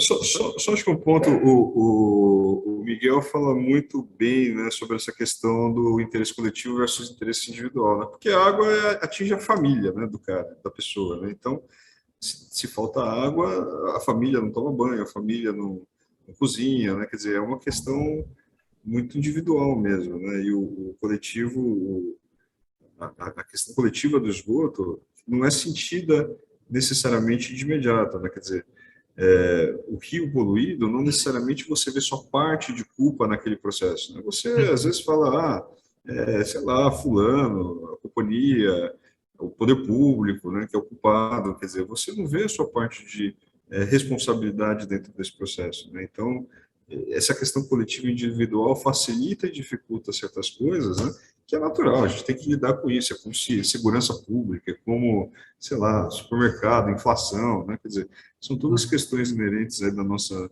sociedade que afetam ou de maneira individual ou de maneira coletiva, e você tá mais afeto a isso ou menos, né? Agora, o Miguel lembrou bem, né? Você sabe que uma grande dificuldade que a gente tem, obviamente que, assim, numa cidade, por exemplo, como Manaus, que tem 2 milhões e 200 mil habitantes, Rio de Janeiro, com quantos milhões? São 11 milhões, sei lá, mais ou menos, 10 milhões de pessoas, né? 7 milhões, sei lá. A cidade é quase 7. Acho que deve estar em 7 já. A cidade é 7. A cidade é 7. 7 milhões, né? É impossível. A região metropolitana é 12. É 12, né? É o entorno, né? Contando o entorno. Mas é impossível não ter problema. Quer dizer, uma cidade de milhões de pessoas não tem como não ter problema, né? E nenhuma companhia do mundo consegue ter gente o tempo todo em todas as ruas da cidade, né, olhando ali, falando, por exemplo, tem um vazamento, estourou um vazamento, né? Pô, não é interessante para a companhia que aquilo fique vazando, né? Porque vai afetar o abastecimento, né? Quer dizer, você perde água e assim por diante. Então, como indivíduo, pô, se você vê um problema, vai lá, o nosso aplicativo, por exemplo, você abre lá, tira uma foto, já sai com o GPS, manda e já está fazendo um puta no serviço legal, né, que é avisar, porque aí possibilita que a companhia de fato possa lá resolver. Pô, a companhia não resolveu, vai na agência reguladora e fala, eu avisei há 3 dias atrás, 4, 5 dias atrás, ninguém resolveu, né? Então, você tem mecanismos ali de conseguir contribuir de maneira muito individual. E de maneira coletiva, né, quer dizer, primeiro a autoconsciência, né? Como sendo um bem coletivo, você entender que saneamento básico é importante como sociedade é o primeiro passo. E aí ajuda as outras pessoas que talvez não tenham entendido isso ainda, né, a entenderem, seja se associando a grupos como a ABS, por exemplo, seja sei lá, fazendo um trabalho aí de falar no boca a boca. Eu acho que quando a gente consegue mobilizar, quer dizer, transformar isso num anseio de fato social, de maneira coletiva, a gente consegue mudar muita coisa aí importante, né? Então, eu acho que eu vou aí 2 dicas que talvez ajudem aí, tanto o individual quanto o coletivo. Legal. Bom, Vinícius, essa tem sido a bandeira do Trata Brasil desde que nasceu, né? Como fazer a sociedade... Primeiro, fazer a sociedade entender que existe um negócio chamado saneamento, porque quando a gente nasceu em 2007, a gente fez uma pesquisa com o Ibope, 30% dos brasileiros não sabiam o que significava a palavra saneamento. Então, por aí você ter a ideia como a gente está longe, a gente acha que sabe o que o brasileiro pensa, né? Quando a gente faz uma pesquisa que a gente descobre. Então, a primeira sugestão que o Ibope deu para o Trata Brasil foi: se você quer falar de água, fale de água. Se você quer falar de esgoto, fale esgoto, não fala saneamento. Isso está longe ainda do dia a dia de muitos brasileiros. Então, aí a gente começou a falar esgoto, esgoto, esgoto, porque saneamento ainda era um termo muito técnico. Isso, claro, que isso avançou demais. Hoje, quase que conversa de botequim, né? Felizmente. Mas, assim, primeira coisa é a desinformação. O brasileiro não sabe. Foi uma pauta tão abandonada no Brasil que é isso que o Miguel disse e o Tiago também. Quer dizer, a água, você abriu a torneira, não tem, você sabe que acabou. Você começa a reclamar na hora. Então, é uma coisa que, igual o celular hoje em dia parou de funcionar, você se mata, né? A água, a mesma coisa. O esgoto, você se livra. Então, se você aperta a descarga e aquilo lá não voltou na sua cabeça e o cheiro foi embora, você não tem problema. Exato. Então, se você não explica para a pessoa que o problema começa quando ela aperta a descarga, ele não sabe. Então, isso que o Kelman fala, quando o Kelman foi presidente da Sabesp aqui, eu fiz nem sei quantas reuniões com o Kelman, e ele batia muito nessa tecla, porque o setor, essa dificuldade de fazer o cidadão conectar a casa dele na rede de esgoto, que o setor reclama há décadas, passa por isso. Aqui em São Paulo, quando a Sabesp lançou o Se Liga na Rede, que é esse programa de incentivo às pessoas ligarem as casas nas redes, não acontecia nada. Por quê? Porque as pessoas, olha, tem uma rede na rua, tá bom, eu tenho que pagar por isso? Tem, então eu não quero, meu esgoto já vai para algum lugar, para que eu vou pagar? Aí, quando a Sabesp começou a pegar pessoas de agentes sociais, empresas especializadas em contato social, e as pessoas batiam na porta, falavam com a dona de casa, com a mãe da família, dizia: olha, essa doença que assola aí o bairro, a sua criança, vem do esgoto. Enquanto a senhora não conectar a casa aqui na rede de esgoto, isso não vai parar. E não é só a senhora, tem que ser o seu vizinho, o vizinho do vizinho, porque o esgoto do vizinho afeta a senhora também. A sua fossa afeta o vizinho, a fossa do vizinho afeta a sua. E foi uma mudança radical, né, nos índices de ligação. Por quê? Porque alguém se dispôs a ir lá e falar com a pessoa. Então, o setor de saneamento, ele, por incrível que pareça, ele sempre foi um setor muito distante do cidadão. Por ser monopólio natural, o cara tem que comprar minha água de qualquer jeito, porque ele não pode comprar água de outra pessoa, então ele tem que comprar o meu esgoto, um dia eu ligo, um dia eu levo. Isso fez com que o brasileiro desconhecesse o que é saneamento básico, e isso que o Kelman diz bem, é um problema coletivo, que a poluição é coletiva. Né? A água é individual, mas a poluição é coletiva. Você pode morar no bairro 5 estrelas, morar num muro. Os médicos do Trata Brasil falam isso. A gente tinha um médico aqui no Trata Brasil, felizmente faleceu, o doutor Timmerman. Ele tinha um escritório, ele tinha um consultório no Itaim Bibi, um dos bairros mais caros de São Paulo. Ele dizia para mim assim: Edson, eu atendo a mesma doença, o filho do pobre no Einstein, e o filho do rico no Einstein, e o filho do pobre na favela de Heliópolis. A mesma doença. Então, a doença não respeita o bairro, a classe social. Então, aí quando você fala para a pessoa: não, essa doença que você pegou aqui, ela veio do bairro que não tem, porque a pessoa transita pela cidade, ela se contamina, igual coronavírus. Miguel falou bem, você pega aqui, você pega uma bactéria, você vai num ônibus, você pega lá, o outro cara pega onde você pegou, e aquela bactéria vai circulando pela cidade, não interessa quem gerou. Ela é um problema coletivo. Mas isso tem que ser explicado, isso tem que ser ensinado. Então, as pessoas que têm essa consciência, e muitas delas ligam no Trata Brasil, mandam mensagem, o que eu posso fazer? Como é que eu posso ajudar? A gente fala, começa pelo seu bairro. Comece tentando entender o que acontece no seu bairro, para onde vai o esgoto do seu bairro, e o bairro do lado do seu. Você tem uma periferia aí perto que não tem? Porque se não tem, é um problema seu também. E aí fale com a agência reguladora, o Tiago falou, nós fizemos uma pesquisa, Miguel, e perguntamos para essas várias comunidades assim, quando falta água, quando tem um problema, com quem você fala? A última alternativa foi a agência reguladora, ninguém sabe o que é. Não sabe, o brasileiro não sabe o que é essa agência reguladora. Então, quer dizer, a gente tem que levar essa informação, as pessoas têm que entender. Você compra uma passagem aérea e não consegue embarcar, você entra na ANAC e reclama. Você sabe que tem uma agência reguladora. Então, já é uma coisa natural. Né? Energia elétrica, alguma coisa. Saneamento, não, o cara não sabe. Então, nós precisamos de um processo de educação voltado ao saneamento. A gente não tem. A educação ambiental ela ficou restrita à reciclagem de lixo. Então, você põe a criança na escola, ela sabe que plástico tem que pôr num lugar, papel em outro. Agora, se a água, da onde vem a água? Vem da parede. Né, Miguel? A água nasce na parede, nasce na torneira. Aqui, a Sabesp fez uma campanha que chamava Água Não Nasce na Parede, para você ter uma ideia, que não é uma coisa que o Trata trabalha. A Sabesp fez uma campanha, a água não nasce na parede. Porque muita gente acha que a água nasce na parede. Não relaciona com a água da natureza, sabe? Ou aquele que acha que mora do lado do rio, como o Tiago aí, o pessoal acha que, para que eu vou pagar água se eu moro do lado do Rio Negro? Não faz sentido, quer dizer, olha como a gente precisa evoluir muito, viu, Miguel? Então, eu acho que passa muito por essa... Eu acho que as concessionárias, o poder público, a gente tem que investir muito em educação voltada ao saneamento, para a gente ter melhores usuários de água, para que as pessoas usassem mais conscientemente a água, não ficassem esperando a faltar para fazer campanha. A gente precisa mudar a forma de ensinar isso, para a gente poder fazer adultos mais conscientes. Aí. Obrigado, Edson. Você me permite só uma parte sobre a agência reguladora? Pode falar, Miguel. Não, é porque, assim, esse é um tema novo no setor de saneamento, né? Que é agora que está entrando na agência, né? E é um tema fundamental para que o novo marco funcione, sabe?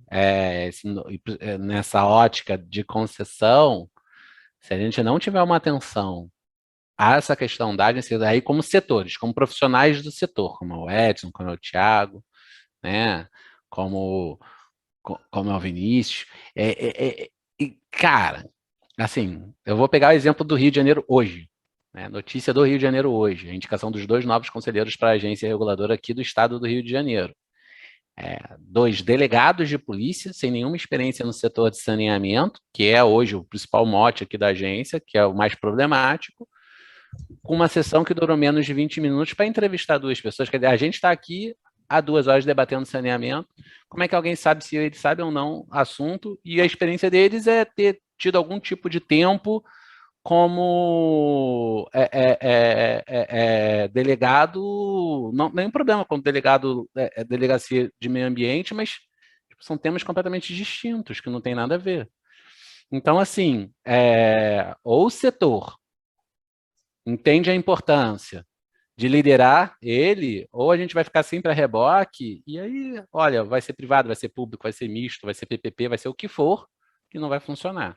Né? Então, esses são alguns pontos, assim, eu coloco, e às vezes assim, é complicado, porque eu tenho amizade com algumas pessoas que são até da Genesa e tal, mas assim, é preocupante, é alarmante o que está acontecendo, né? Eu sei que o Rio de Janeiro é um pouco mais complexo às vezes do que outros estados, mas de alguma forma o setor tem que se mobilizar sobre isso, sabe, Edson? E aí eu acho até que o Trata Brasil também tem que somar esforços com a gente, para a gente brigar contra esse tipo de situação, sabe? Não era só essa contribuição aí para dar também, porque eu acho que esse é um tema muito relevante, para que a gente possa avançar realmente aí com um novo marco regulatório. Legal, Miguel. Eu diria, Miguel, que esse é o tema. Porque passado esse novo momento do marco legal, os decretos, passada essa discussão, o que vai determinar o sucesso ou não do marco legal será a regulação. Porque é onde o dia a dia vai se esbarrar. Quer dizer, a empresa investiu o que prometeu, quem vai ver? A agência reguladora. Está entregando os serviços que prometeu, quem vai ver? A agência reguladora. Está cumprindo a meta que prometeu no contrato, quem vai ver? A agência reguladora. Quer dizer, no final, vai todo mundo desaparecer e vai ficar uma relação entre operador, poder concedente e agência reguladora. Se a agência reguladora não tiver as condições técnicas, financeiras, jurídicas, preparo para fazer frente ao tamanho do investimento, imagina aí o Tiago, investindo milhões por ano em Manaus, porque a meta da Águas de Manaus é investir milhões, quer dizer, é uma velocidade de obra, é uma velocidade de investimento que é desafiador até para a Arcesp, aqui de São Paulo, que é a maior, né? Você imagina para uma agência que está capenga. Vai ser muito difícil, porque a velocidade, o compromisso que a concessionária tem é de... E o poder concedente vai cobrar essa velocidade dela, porque também tem um compromisso com a imagem do prefeito, com o governador, quer dizer, está tudo amarrado. Qual é a perna frágil? A regulação. Então, isso que o Miguel falou é muito importante, a gente está batendo muito nessa tecla também, da necessidade imperiosa da gente ter um olhar mais estratégico para as agências reguladoras, porque elas serão determinantes para o que virá aí no futuro. Perfeito, senhores. Bom, eu estou bem satisfeito aí com o resultado do nosso painel. Acho que a gente conseguiu passar bem por vários aspectos da pandemia, mas falamos do que a gente gosta de falar mesmo, que é o futuro do saneamento, né? Esses gargalos aí que a gente tem para chegar lá. Eu quero agradecer vocês, eu vou dar um minutinho aí para vocês falarem umas considerações finais, mas antes disso quero agradecer a cada um de vocês, Tiago, Miguel, Edson.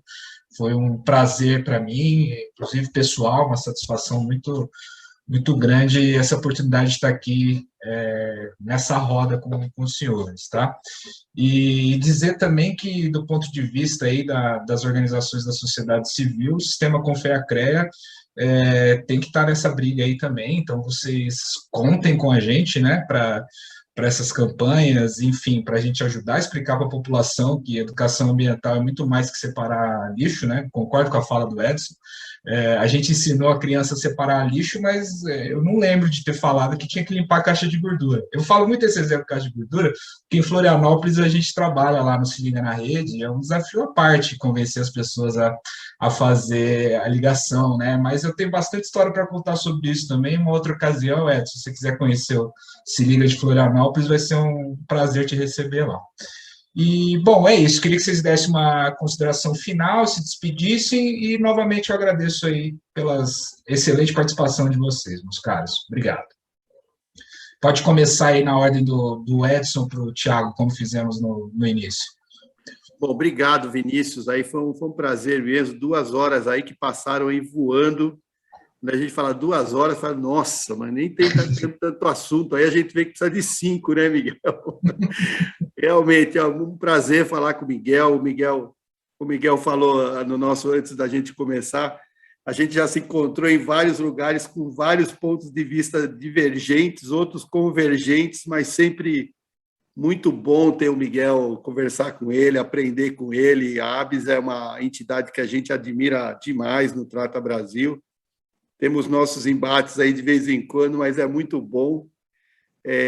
E o Tiago, né, que fizemos um trabalho muito legal em Manaus, e parabéns aí pelo trabalho que o Tiago tem feito lá na Águas de Manaus, um desafio enorme, né, mas que está dando muito certo. Aí nós somos testemunhas aí das pessoas falando, né, não é dado estatístico, né, a gente entrevista as pessoas nas comunidades vulneráveis. É muito legal ouvir delas o que o saneamento fez na vida delas. Isso vale qualquer sacrifício profissional, né?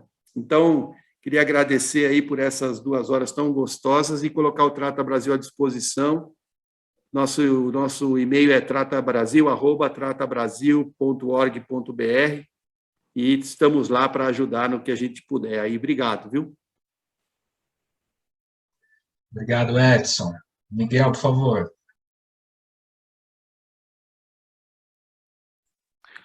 Vinícius, bom, eu também quero agradecer, realmente passou voando, né? Quando passa voando quer dizer que foi muito bom conversar aqui com vocês, com o Edson, como ele já falou, a gente já teve alguns outros eventos, né? E eu acho que aqui foi muito legal, né, Edson, que a gente pôde discutir um pouco mais aprofundado sobre a questão do saneamento e não embate de pontos diferentes.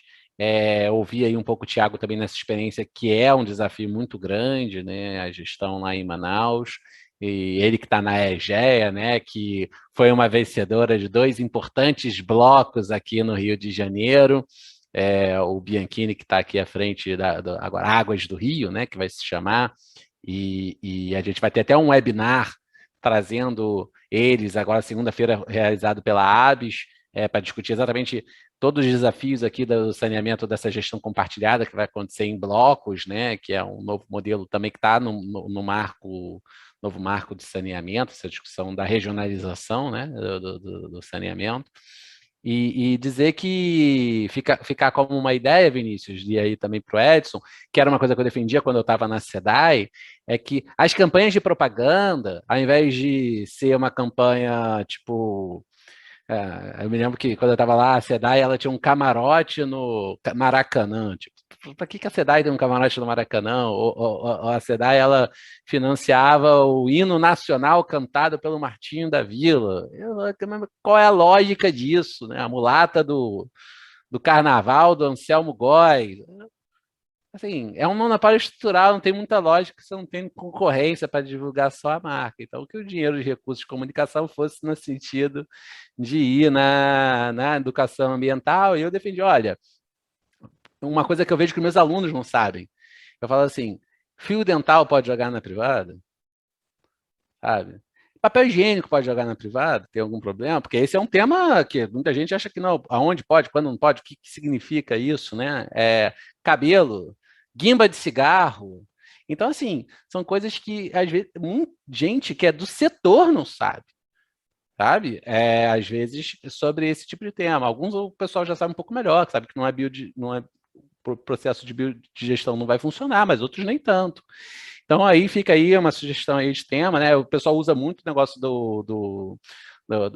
da questão do uso da água racional, né? Ok, beleza, também é um bom tema de comunicação, mas esses também são bons temas de comunicação.